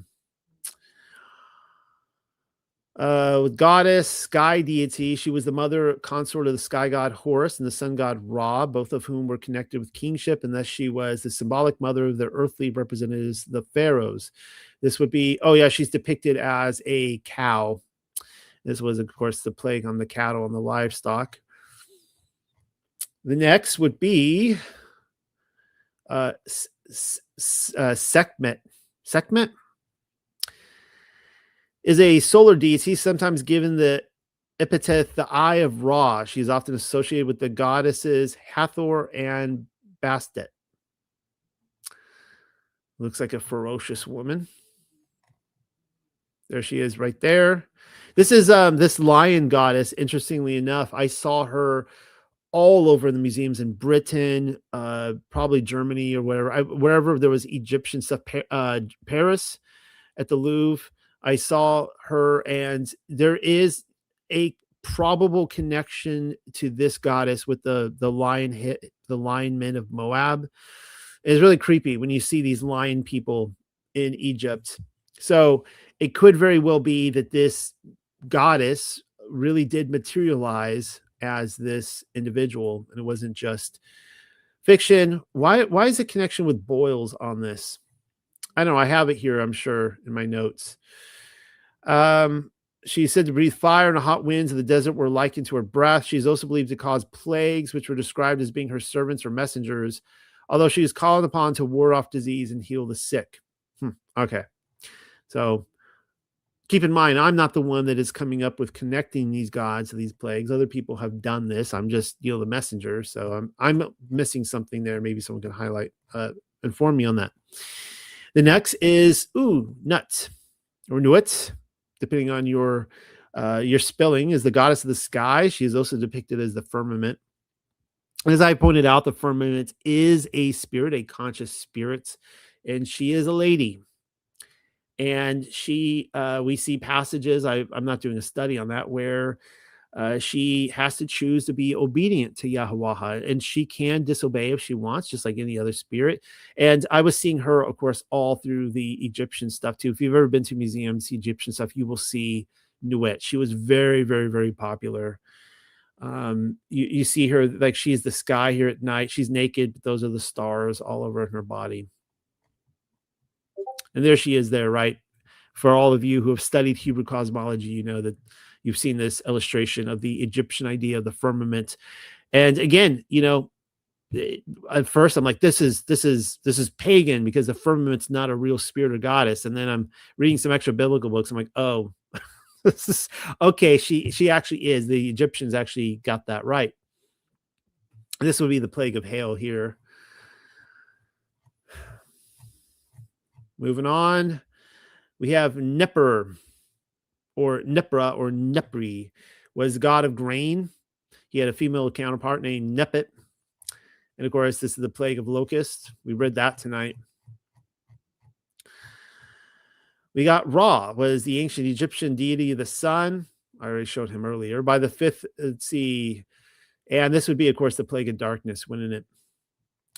The sun is darkened. All right. This is what I was really wanting to cover tonight, the Destroyer. Now, what's great about what I'm showing you tonight, that's weird. The page got like a little messed up there. No, actually, that's all on the same page. It's just a black bar there. All right. This comes from The Lived Religion. Some of you have already ordered this book. It is a Sabbath. No, I'm not trying to do a sale. I'm just informing you that we did just publish this book. I am so excited for this. I can't wait. And the reason I'm not doing a study on it, like, I guess I am doing a study on it tonight. I guess the reason I wasn't doing a study on it right away is because I'm waiting for the individual to introduce himself who brought this forward. It's the same guy who brought forward the Book of the Nazarene. If you ever read that one, that was like a big deal in the Torah community. Same guy. So this is like the next thing. And I'm so excited for this. So this is book 11 in the Lived Religion. Is called The Destroyer. I'm going to see if I can get through this whole thing tonight. It's like 7 or 8 or 9 chapters. Okay. If I have to skip some parts to get to the end at the Exodus, I will. What I want to point out here, I'm going to just try to stop for commentary as little as possible. What I want to point out is that it seems to address 3 different events when the Destroyer appears. Now, whether you're an old or young Earth creationist, this is going to change how you read this text, because if you are a young earth creationist, you would say Atlantis, the Atlantean continent, the Atlantean Empire, Lemuria, Mu, so on and so forth, was all destroyed in Noah's flood. That could very well be the case. There's reasons for actually believing that as well. Of course, now that I have gone on to become an old earth creationist, meaning that I think that there were several earths before our own, they were all destroyed, repurposed, recreated, however you want to phrase that, up to our current time, which begins with Genesis chapter 1, going to Genesis chapter 2. That's all like, our earth time leading from Adam. I am very open to this Atlantean continent being what was destroyed in Genesis 1:1. All right. But you guys I'm not going to obviously tell you how to think. You guys can figure this out for yourself. Let's get right into this after I pour myself another cup of coffee. Hope you guys are enjoying this tonight. Hear that? I'm going to be up all night. That's okay, because I can rest all day tomorrow. The day of the destroyer will come again. Ooh, what a way to begin the book. Keeping us all on our toes. It's coming again, guys, the destroyer. This is, of course, El Shaddai, the destroyer. So think about this, all right? We went over this. This is an amazing account of El Shaddai in action. This is the God that Abraham, Yitzhak, and Yaakov knew by character. They knew the name Yahweh, I believe, but this is the character they knew. This is the character that Noah knew, right? So this is the pillar of cloud that is light on one side, darkness on the other. So the writer of this book is describing this pillar of cloud from the dark side. The day of the destroyer will come again, and the land shall be laid waste. It will strike out of heaven at a time when there is prosperity and plenty, though the minds of men shall be perplexed. It will be a time when men worship the works of men and say, there is nothing greater than these. When women are men and men as women. Ugh.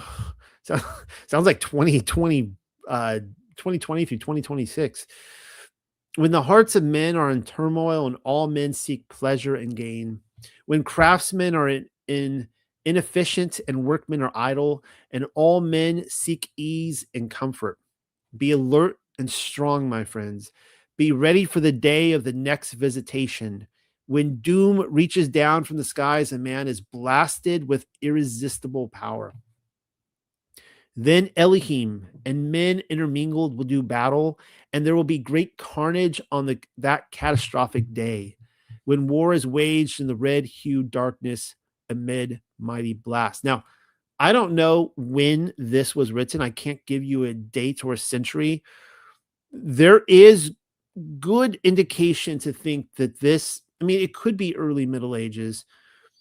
It could be, though, pre-Middle Ages. It's very possible. And of course, these writers, this writer of this here does seem to come from identify as being a disciple of Joseph of Arimathea. And my point being is that this day of the destroyer that was promised to come could have happened in the 500s. That is the time of which it is written, fire shall leap forth from the heart of a stone. In a scroll of the past in our keeping, it is said, the generations passed, and a vast amount of knowledge and wisdom was accumulated and preserved in purity. It was the heritage of mankind. But though man had learned to cherish the light of truth and walk wisely with it, nevertheless, then as now, false Kohen-hoods flourished, or false priesthoods flourished. They pandered to the carnal desires of the undeveloped and exploited the weaknesses of the ignorant.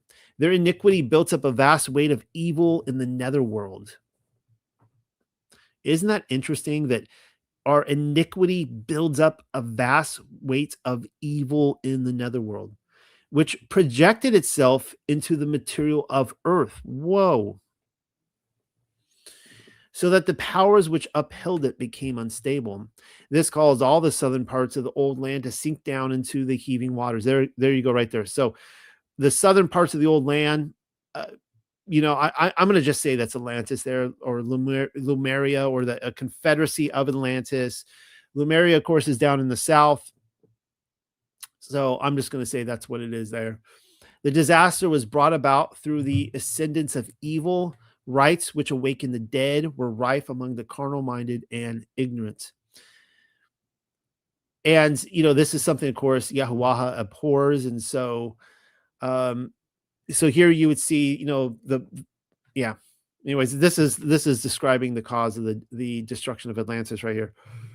While those who remained steadfast on the harder road of spiritual development had fixed their eyes on the light ahead, ignoring the pitfalls at their feet. It was then, even as now, will men ever learn? This was the aspect of the disaster as written in the scroll. There were openings in the land from which evil vapors poured forth as a mist, descending upon the people like a mantle. These spread out and covered the whole face of the land. The tongues of the people were stopped, and they became dumb with fear. The ground trembled beneath them, and great tongues of flame shot up. The whole land heaved and rocked like an ocean wave.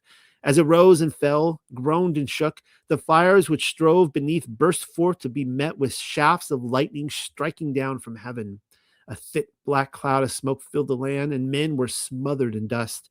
As the setting sun rested on the horizon, it could be but dimly seen beneath the cloud as a fiery red ball. So, this reminds me right here. Now, this is talking about, the old southern continent, Atlantis. But this reminds me of the 500s right here. So this, as the setting sun rested on the horizon, it could be but dimly seen beneath the cloud as a fiery red ball. When it had gone, a gray, dense darkness prevailed, lit only by great sheets of lightning. Before the dawn, waters broke heavily over the land, sweeping it clean. The plains and cities were covered, and new shores formed around the mountains. The waters mounted up until all that moved and lived was covered. The southland was submerged. Mountaintops alone remained above the rush of uplifted torrent. With this explained, say, the Pacific Isles. Whirlwinds blew and brought cold winds, which cleared away the dust and debris. Mud banks were formed, and a mountain mouth remained open to spew forth vile vapors. Is that speaking of a volcano? During one long, awful night, the doomed land was torn apart, and the southward land sank out of sight forever. Behold, in the days long gone down into dust, the destroyer came to earth and poured out his wrathful breath so that men were burnt. The evildoers were swept away by the waters, and the wicked ones were swallowed up in the fires. The days of the years were shortened, and the times of all things altered. The seasons were turned around so that the seed rotted within the soil, and no green shoots came forth to greet the day. All buds withered upon the vines. The land lay dead under its gray shroud. The moon changed the order of her ways. That's interesting, isn't it?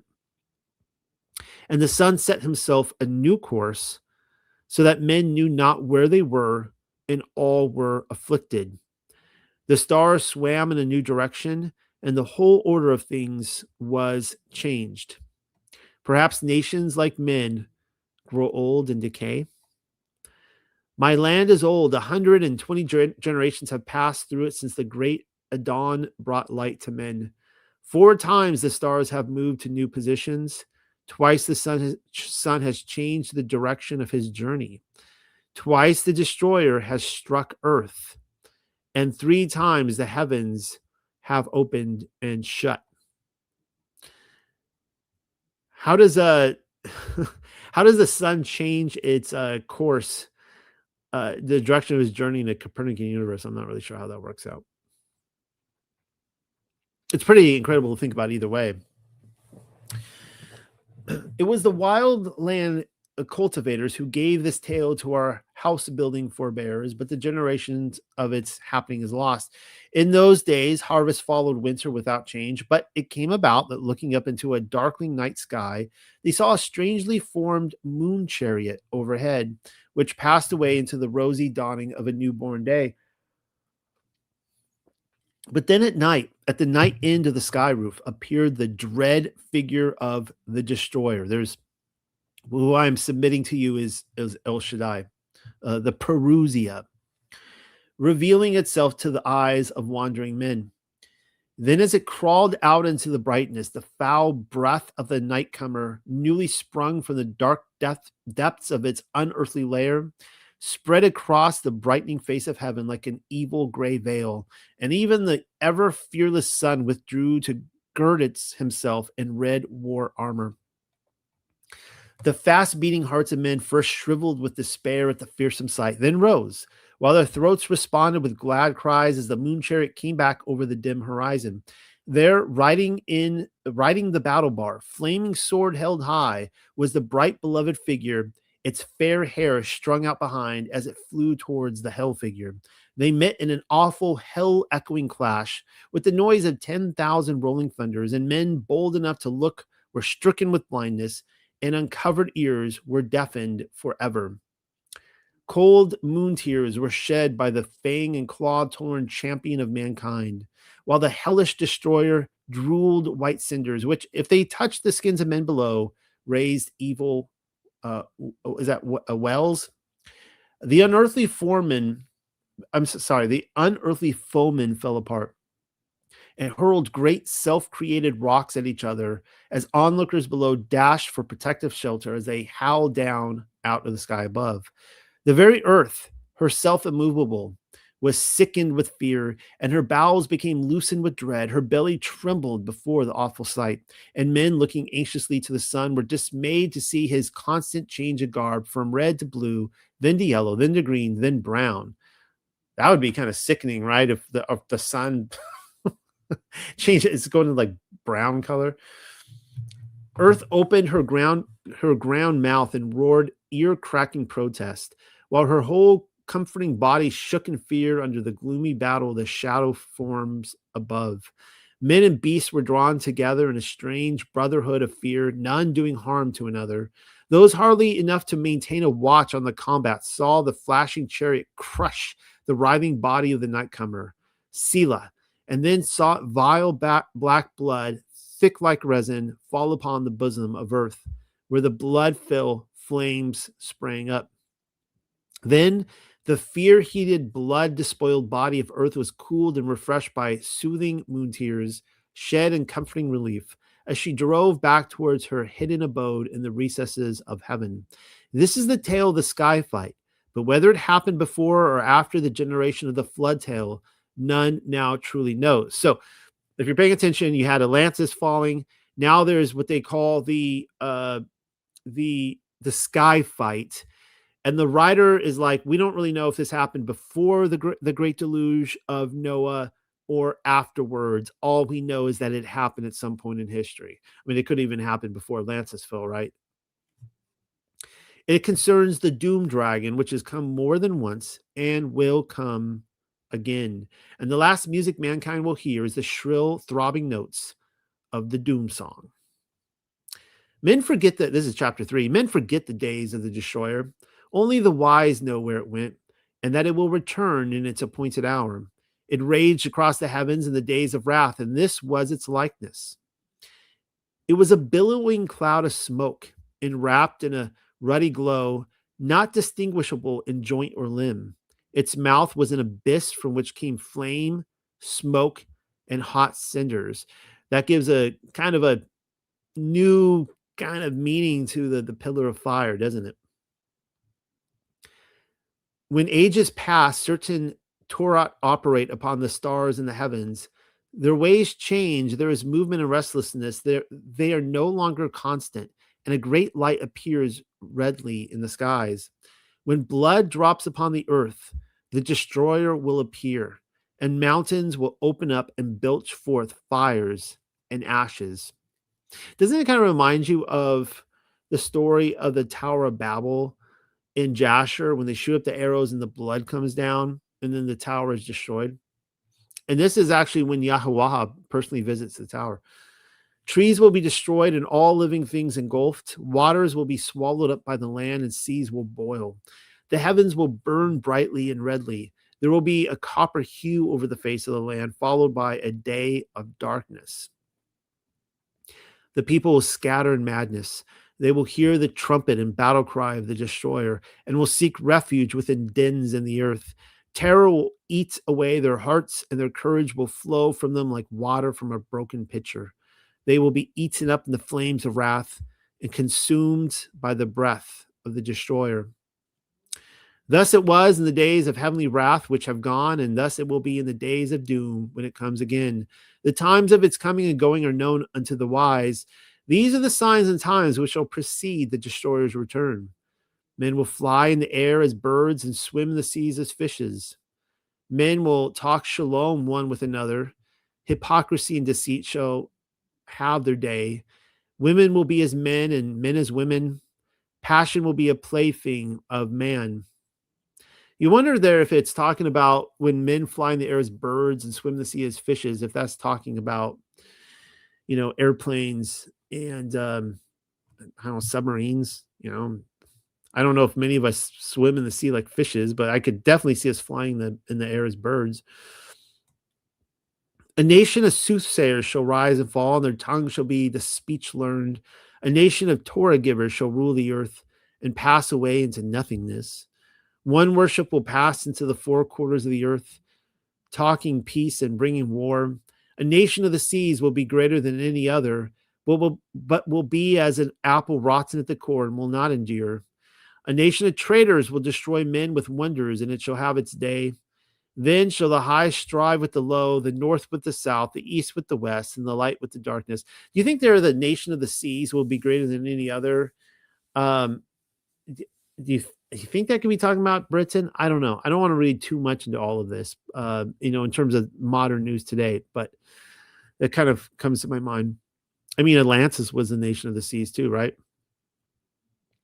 Men shall be divided by the races, and the children will be born as strangers among them. Brothers shall strive with brother, and husband with wife. Fathers will no longer instruct their sons, and the sons will be wayward.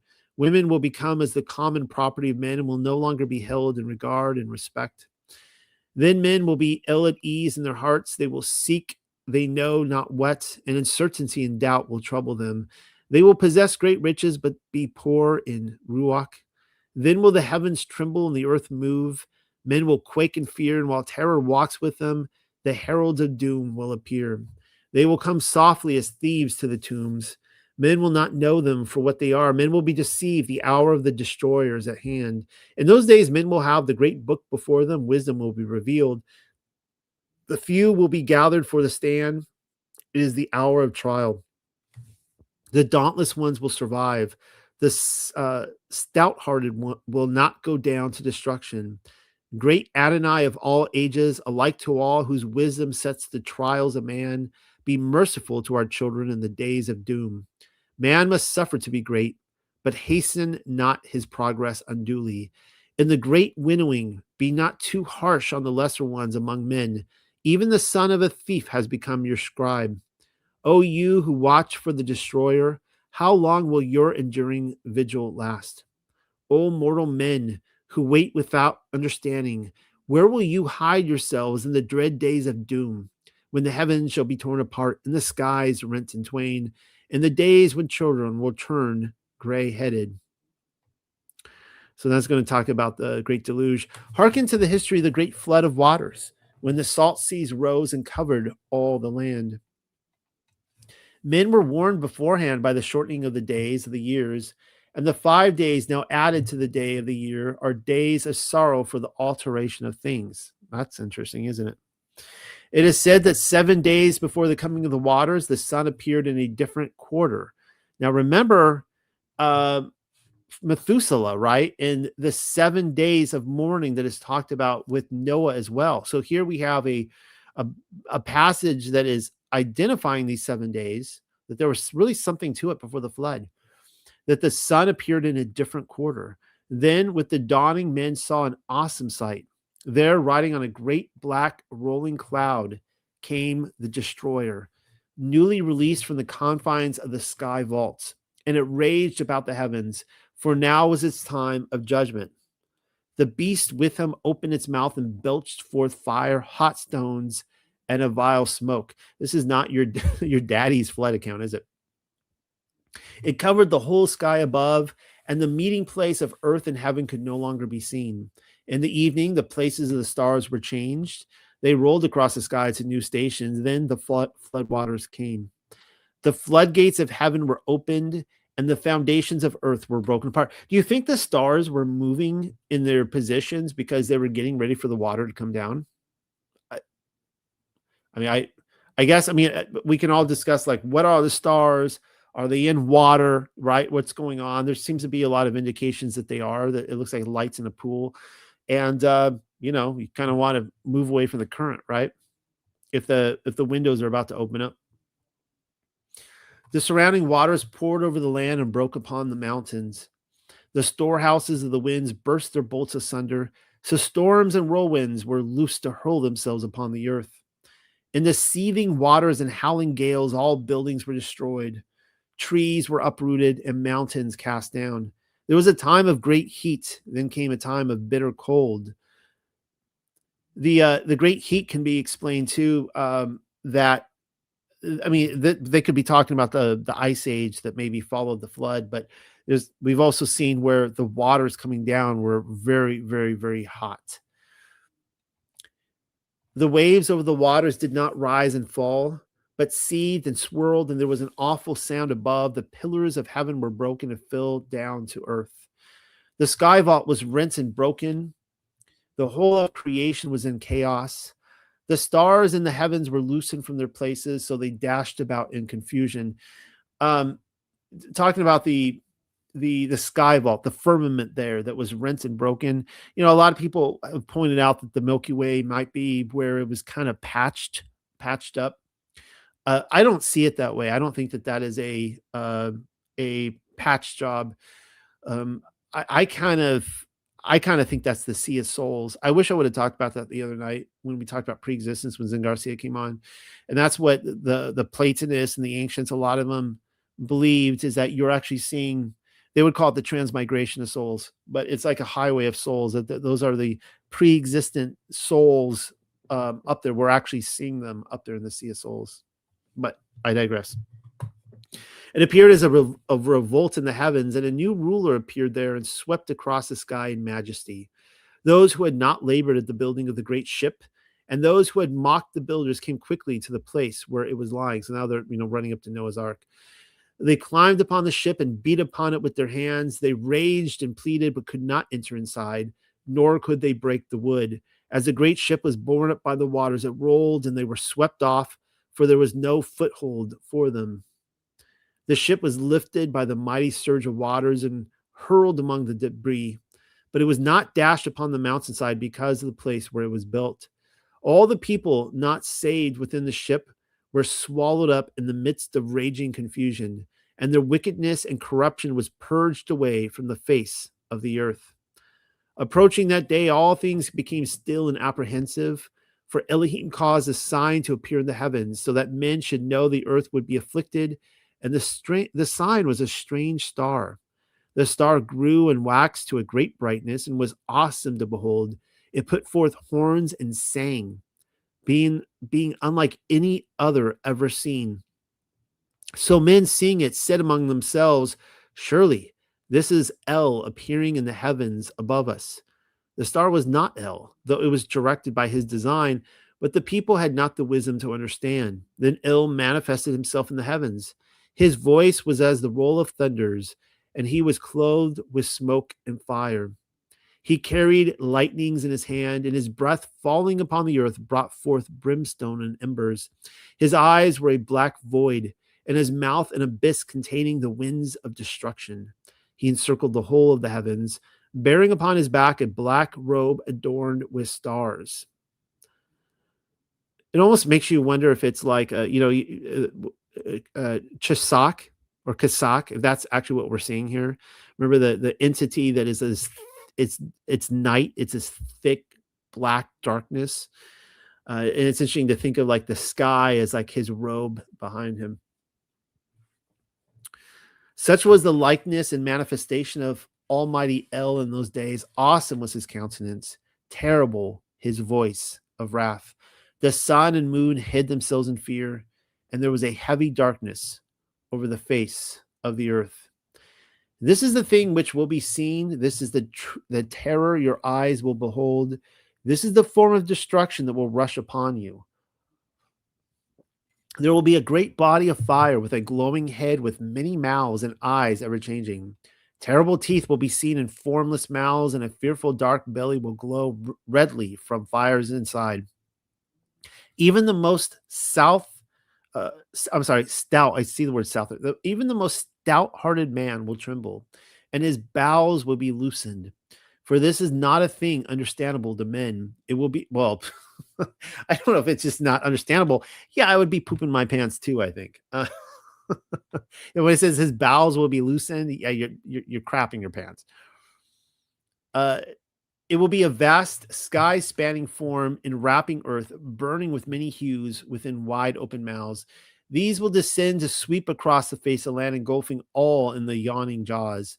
The greatest warriors will charge against it in vain. The fangs will fall out, and lo, they are terror-inspiring things of cold-hearted water. These great boulders will be hurled down upon men, crushing them into red powder. As the great salt waters rise up in its train and roaring torrents pour towards the land, even the heroes among mortal men will be overcome with madness. As moths fly swiftly to their doom in the burning flame, so will these men rush to their own destruction. The flames going before will devour all the works of men. The waters following will sweep away whatever remains. The dew of death will fall softly as a gray carpet over the cleared land, and men will cry out in their madness, "Oh, whatever being there is, save us from this tall form of terror. Save us from the gray dew of death." If only they could see the pillar of the cloud, the light on the other side. The dark times began with the last visitation of the destroyer, and they were foretold by strange omens in the skies. All men were silent and went about with pale faces. So this is talking about, in the book of the destroyer, all the events that happened before the Exodus, right? So you have Atlantis, you have that other mystery event, which could have been the same event or a different one. They didn't really know whether it was before or after the flood. And then there's, of course, Noah's flood. Now we're going to get into the Exodus. The destroyer returns. The leaders of the slaves stirred up unrest. So the slaves being discussed here are the Hebrews. The context is that the writers of this book identify themselves not only as the disciples of Joseph of Arimathea, but they also came from this event. They came out of Egypt. They too are the Hebrews, but they don't have the stories of the Old Testament, because even though they have Elohim as their God, they're against idolatry, all these different things like that. They broke off from Moses. Anyways, the leaders of the slaves stirred up unrest, and no man raised his arm against them. They foretold great events of which the people were ignorant, and of which the temple seers were not informed. And this describes perfectly Pharaoh's wizards. These were days of ominous calm, and the people waited, for they knew not what. The presence of an unseen doom was felt, and the hearts of men were stricken. Laughter was heard no more, and grief and wailing sounded throughout the land. Even the voices of children were stilled, and they did not play together, but stood silent. The slaves became bold and insolent, and fear walked the land. Women became barren with terror. They could not conceive, while those with child aborted, and men closed up within themselves. The days of stillness were followed by a time when the noise of trumpeting and shrilling was heard in the heavens. The people became as frightened beasts without a herdsman, as asses when lions prowl without their fold. The people spoke of the Elohim of the slaves, and men said, "If we knew where this Elohim were to be found, we would sacrifice to him."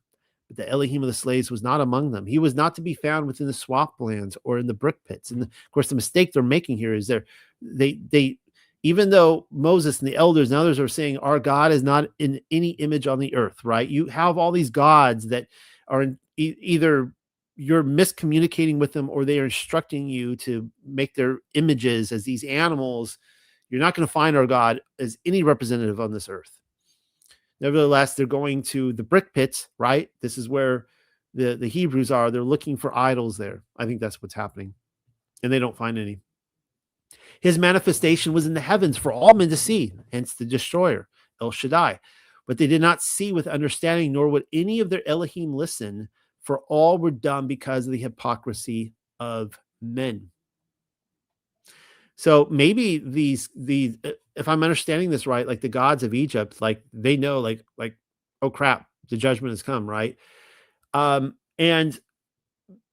I mean, that's like one theory, right? That the gods were judged. It's a very good theory, but I sometimes wonder, like, maybe there was a total miscommunication happening here with the gods that are like ruling over Egypt, and they're just like stepping back, like, I'm getting out. I'm getting off the streets right now. Like, you guys are on your own. You guys weren't listening to me anyways. I'm not even talking to you guys.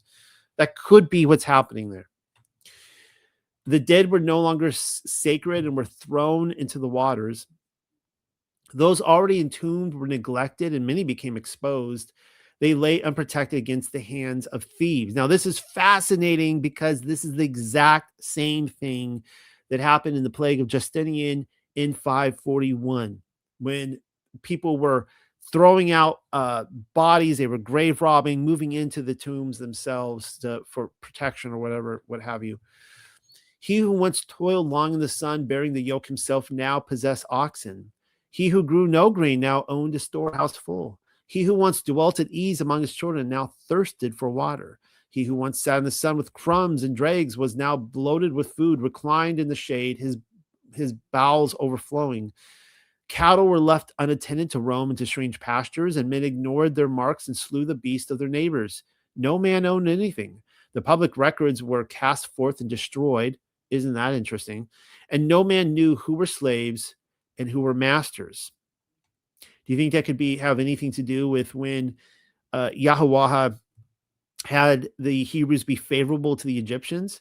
Was it they were so confused, like they didn't even know anymore who the slaves were? Just a thought. The people cried out to the Pharaoh in their distress, but he stopped his ears and acted like a deaf man. Well, that's another way of, I guess, saying he hardened his heart. There were those who spoke even before Pharaoh, saying it was their Elohim who was hostile toward the land. Therefore, the people cried out for their blood to appease it. But it was not these strange Kohen who put strife in the land instead of shalom. For one was even of the household of Pharaoh and walked among the people unhampered. Is that speaking of Moses, the man who was of the household of Pharaoh and walked among the people unhampered? Dust and smoke clouds darkened the sky and colored the waters upon which they fell with a bloody hue. Plague was throughout the land. The river was bloody, and blood was everywhere. The water was vile, and men's stomachs shrank from drinking. Those who did drink from the river vomited it up, for it was polluted. Of course, it was blood. I mean, that's disgusting. I mean, I guess if you're like, you're desperate, right? You're dying of thirst. You're like, I guess I'll just drink the blood, right? And then you vomit it up, therefore taking whatever other liquid you have in your body out. And the dust tore wounds in the skin of man and beast. In the glow of the destroyer, the earth was filled with redness. Vermin bred and filled the air and face of the land with loathsomeness. Wild beasts afflicted with torments under the lashing sand and ashes came out of their lairs in the wastelands and cave places and stalked the abodes of men. You get more of that in Jasher, where these wild beasts come attack them, come out of hiding. All the tame beasts whimpered, and the land was filled with the cries of sheep and moans of cattle. Trees throughout the land were destroyed, and no herb or fruit was to be found. We read that tonight. The face of the land was battered and devastated by a hail of stones, which smashed down all that stood in the path of the torrent. They swept down in hot showers, and strange flowing fire ran along the ground in their wake. Wow, we read that very thing tonight. The fire that came from the hail. The fish of the river died in the polluted waters. Worms, insects, and reptiles sprang up from the earth in huge numbers. These reptiles, by the way, I'm wondering if these are the basilisk creatures, which I didn't have time to cover tonight. Great gust of wind brought swarms of locusts which covered the sky. As the destroyer flung itself through the heavens, it blew great gusts of cinders across the face of the land. In the gloom of a long, restive night spread a dark mantle of blackness, which extinguished every ray of light. None knew when it was day and when it was night, for the sun cast no shadow. The darkness was not the clean blackness of night, but a thick darkness in which the breath of men was stopped in their throats. This is that darkness where, for 3 days, like wherever Legends of the Jews talks about this, Jasher, wherever you were when that darkness came, you stayed there for 3 days, whether it was in the road, in your house, wherever, like you were not moving. And it sounds like this, that like they could barely breathe. Men gasped in a hot cloud of vapor which enveloped all the land and snuffed out all lamps and fires. Men were benumbed and lay moaning in their beds. None spoke to another or took food, for they were overwhelmed with despair. Ships were sucked away from their moorings and destroyed in great whirlpools. It was a time of undoing. So that's an interesting scene, because we know that really weird creature. I have him later on in here tonight. What was his name?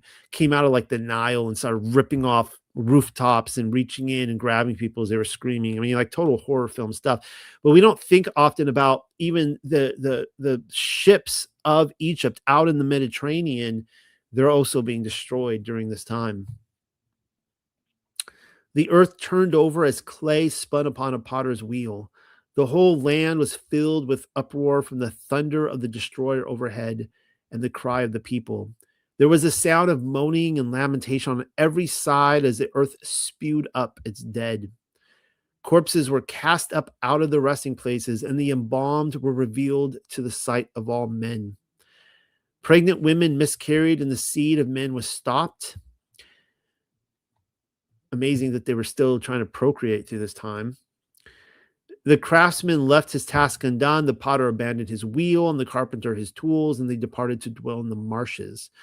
All crafts were neglected as the slaves lured the craftsmen away. The dues of Pharaoh could not be collected, for there was neither wheat nor barley, goose nor fish. The rights of Pharaoh could not be enforced, for the fields of grain and the pastures were destroyed. The highborn and the lowly prayed together that life might come to an end, and the turmoil and thundering ceased to beat upon their ears. Terror was the companion of men by day, and horror their companion by night. Men lost their senses and became mad. They were distracted by frightfulness. On the great night of the destroyer's wrath, when its terror was at its height, there was a hail of rocks, and the earth heaved as pain rent her bowels. Gates, columns, and walls were consumed by fire, and the statues of Elohim were overthrown and broken. And I'm assuming this is the night of the Passover. The people who fled outside their dwellings in fear were slain by the hail, and those who took shelter from the hail were swallowed when the earth split open. The habitations of men collapsed upon those inside, and there was panic on every hand. The land burnt like tinder. As those watched upon the rooftops, the heavens hurled wrath upon them, and they died. The land writhed under the wrath of the destroyer and groaned with the agony of Egypt. It shook itself, and the temples and palaces of the nobles were thrown down from their foundations. The highborn ones perished in the midst of the ruins, and all the strength of the land was stricken. Even the great one, the firstborn of Pharaoh, died with the highborn in the midst of the terror and falling stones. So there you go. In case you were questioning that, on the night of these falling stones, the highborn of Pharaoh, the firstborn of Pharaoh died that night. The children of princes were cast out into the streets, and those who were not cast out died within their abodes. There were 9 days of darkness and upheaval, while a tempest raged such as never had been known before. So there we see the first, I think, major variation where this is 9 days of darkness, which is close to the 10 days of darkness, isn't it? But we see 3 days of darkness in the Torah. But the slave, to be fair, I mean, it probably could have felt like 9 days of darkness to them. I mean, how were they even able to really, figure out the time on that. I mean, I know that they can get the astronomers out and go, oh, the stars have changed over here, or whatever. They could figure out 3 days, but they probably weren't even doing that for a while. But the slaves who lived in huts in the reedlands at the place of pits were spared, and that would be Goshen.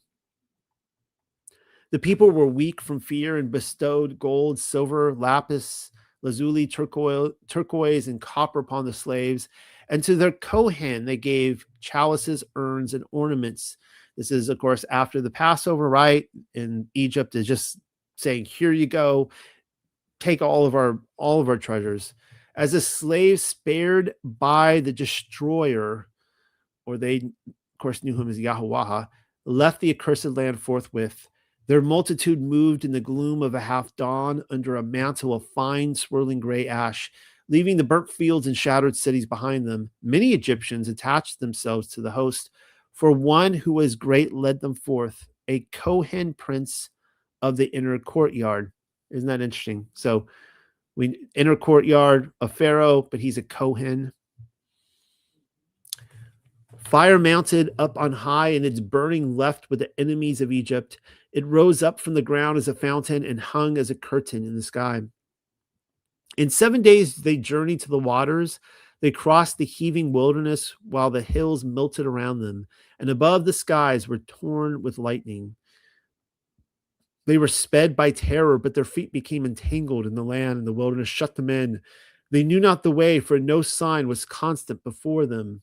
It's kind of interesting, the idea of the wilderness shutting them in, because if you actually look at the Sea of Reeds or the Red Sea route, they actually went through this canyon, like this tall walls, and it literally shut them in.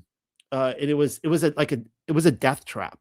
I mean, it just ended on that beachhead right there at the Red Sea. There was nowhere to go except back through that canyon, the earth that shut them in. They turned before Noshari and stopped at Shokoth, the place of quarries. They passed the waters of Maha and came by the valley of Pikaroth. Northward of Mara, they came up against the waters which blocked their way, and their hearts were in despair. That night was a night of fear and dread, for there was a high moaning above, and black winds from the underworld were loosed as fire sprang up from the grounds. I don't know about those black winds from the underworld. I think I'll skip that. The hearts of the slaves shrank within them, which happened, of course. They started freaking out at the Red Sea, for they knew the wrath of Pharaoh followed them and that there was no way of escape. They hurled abuse on those who led them. Of course, we know that happened too. Of course, that's just the beginning of Moses' getting hurled abuse upon. The slaves disputed among themselves, and there was violence. Pharaoh had gathered his army and followed the slaves. After he departed, there were riots and disorders behind him, for the cities were plundered. The Torah were cast out of the judgment halls and trampled underfoot in the streets. The storehouses and granaries were burst open and robbed. Roads were flooded and none could pass along them. People lay dead on every side.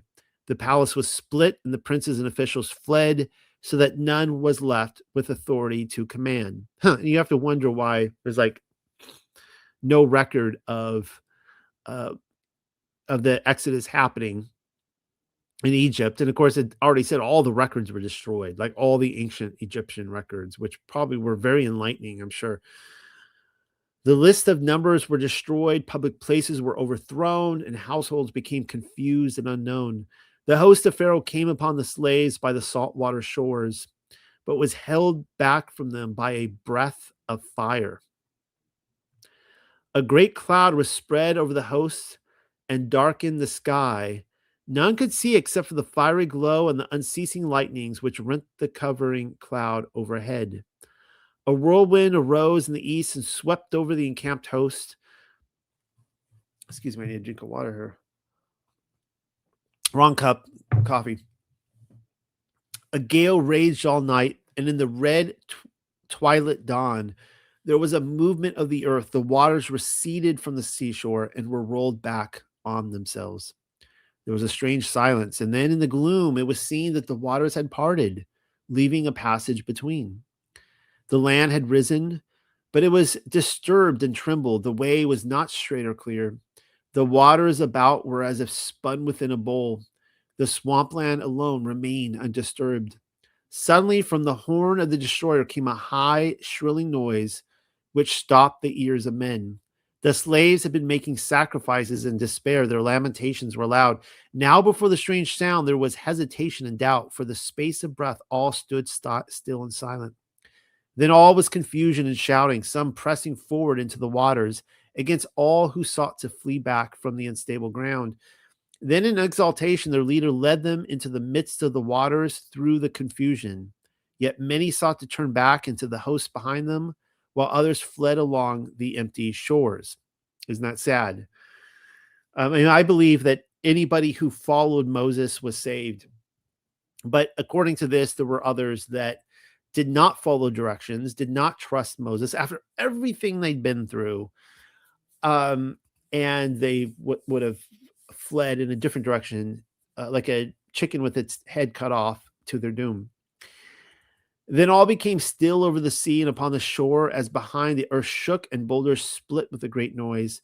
The wrath of heaven was removed to a distance and stood upwards of the two hosts. Stern faces were lit darkly by the fiery curtain. Then the fury departed, and there was silence. Stillness spread over the land while the host of Pharaoh stood without movement in the red glow. The curtain of fire rolled up into a dark, billowing cloud, which spread out as a canopy. Then with a shout, the captains went forward, and the host rose up behind them. There was a stirring of the waters. They followed them past the place of the great whirlpool. The passage was confused in the midst of the waters, and the ground beneath unstable. Then the stillness was broken by a mighty roar, and through the rolling pillars of cloud, the wrath of the destroyer descended upon the host. The heavens roared as with 1,000 thunders. The bowels of the earth were sundered, and earth shrieked its agony. The cliffs were torn away and cast down. The dry ground filled beneath the waters, and great waves broke upon the shore, sweeping in rocks from seaward. The great surge of rocks and waters overwhelmed the chariots of the Egyptians who went before the footmen, and the chariot of the Pharaoh was hurled into the air as if by a mighty hand, and was crushed in the midst of the rolling waters. Tidings of the disaster came back by Regeb, son of Thomat, who hastened on ahead of the terrified survivors because of his burning. He brought reports into the people that the host had been destroyed by blast and deluge. The captains had gone, the strong men had fallen, and none remained to command. Therefore, because of the calamities which had befallen them, the people revolted. Cowards slunk from their lairs and came forth boldly to assume the high offices of the dead. Calmly and noble women, their protectors gone, were prey. The broken land lay helpless, and invaders came out of the gloom like carrion. A strange people came up against Egypt, and none stood to fight, for strength and courage were gone. The invaders came up out of the land because of the wrath of heaven, which had laid their own land waste. There too had been a plague of reptiles and ants, signs and omens, and earthquakes. So there you go. So it wasn't as bad as it was. I mean, it was really bad in Egypt, and it still is, apparently. The lands all around Egypt and other places of Africa also received some, they also saw the destroyer in some form. And it says right here, there also had been turmoil and disaster, disorder and famine, with the gray breath of the destroyer sweeping the ground and stopping the breath of men. Deserted by the Elohim above and below, their dwellings destroyed, their households scattered, they were as men already half dead. Their hearts were still filled with terror and with the memory of the wrath which had struck them from out of heaven. They were still filled with the memory of the fearsome sight of the destroyer, and they knew not what they did. When it passed away, brother buried brother throughout the land. Men rose up against those in authority and fled from the cities to dwell in tents in the outlands. Egypt lacked great men to deal with the times, but good times came again, even under the invaders, and ships sailed upstream. The air was purified, the breath of the destroyer passed away, and the land became filled again with growing things. Life was renewed throughout the whole land. I think this is the last chapter here. We'll end on this. This is the doom shape called the destroyer in Egypt and all the lands thereabouts. In color, it was bright and fiery. In appearance, changing and unstable. It twisted it's about itself like a coil, like water bubbling into a pool from an underground supply, and all men agree it was a most fearsome sight. It was not a great comet or a loosened star, but more like a fiery body of flame. Its movements on high were slow. Below it swirled in the manner of smoke, and it remained close to the sun, whose face it hid. There was a bloody redness about it, which changed as it passed along its course. It caused death and destruction in its rising and setting. It swept the earth with gray cinder rain and caused many plagues, hunger, and other evils. It bit the skin of men and beasts until they became mottled with sores. The earth was troubled and shook. The hills and mountains moved and rocked. The dark smoke filled heavens, bowed over earth, and a great howl came to the ears of living men, borne to them upon the wings of the wind. It was the cry of the doom shape, the master of dread. Thick clouds of fiery smoke passed before him, and there was an awful hail of hot stones and coals of fire. The doom shape thundered sharply in the heavens and shot out bright lightnings. The channels of water were turned back into themselves when the land tilted and great trees were tossed about and snapped like twigs. Then a voice like 10,000 trumpets was heard. This part excites me right here. Oh, thinking of like Yah's voice is like rushing waters. You can hear all like the water overlapping each other, and those are the many like voices together. A voice like 10,000 trumpets was heard over the wilderness, and before his burning breath, the flames parted.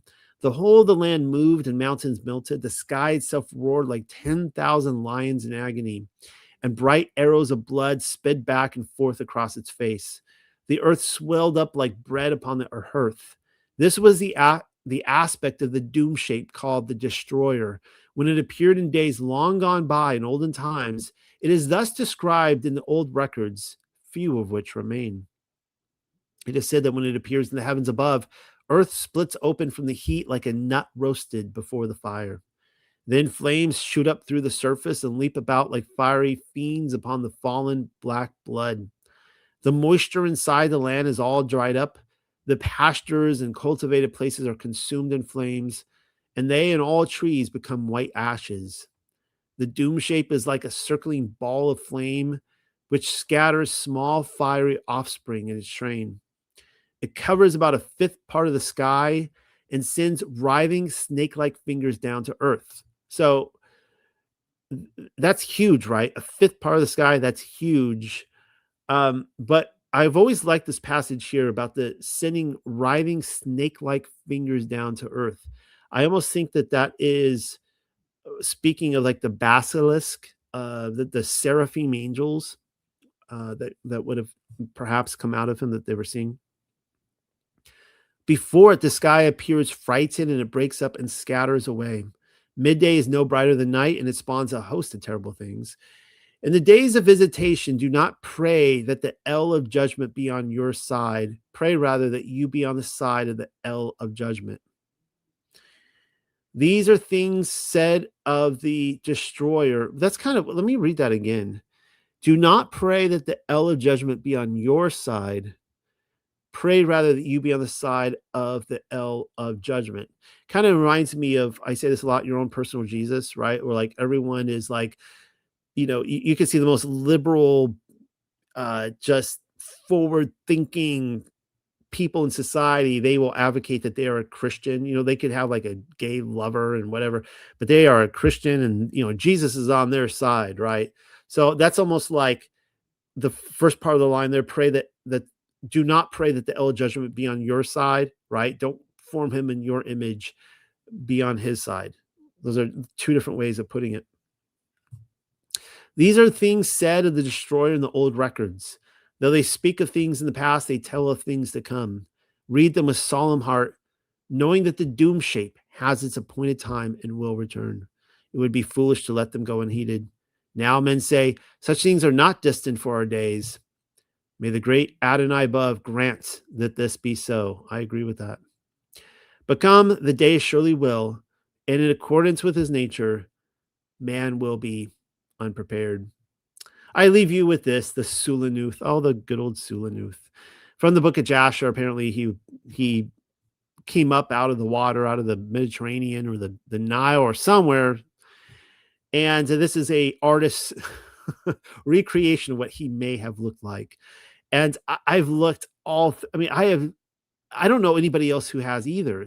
Anyone who has seen any kind of reference to what this Sulanuth is, but this creepy creature came out of the lagoon, the Black Lagoon. The creature from the Black Lagoon came out, started ripping off rooftops, and I don't know, reaching out and eating people. I don't really know what it was doing, but it was freaking people out. And then it left one night. I leave you with that. Hopefully everyone has a just good, restful Sabbath. Rest in Yahshua. And pray for shalom in your house. May you all heal and get ready for the next work week, and we will do this again. So good night, everybody.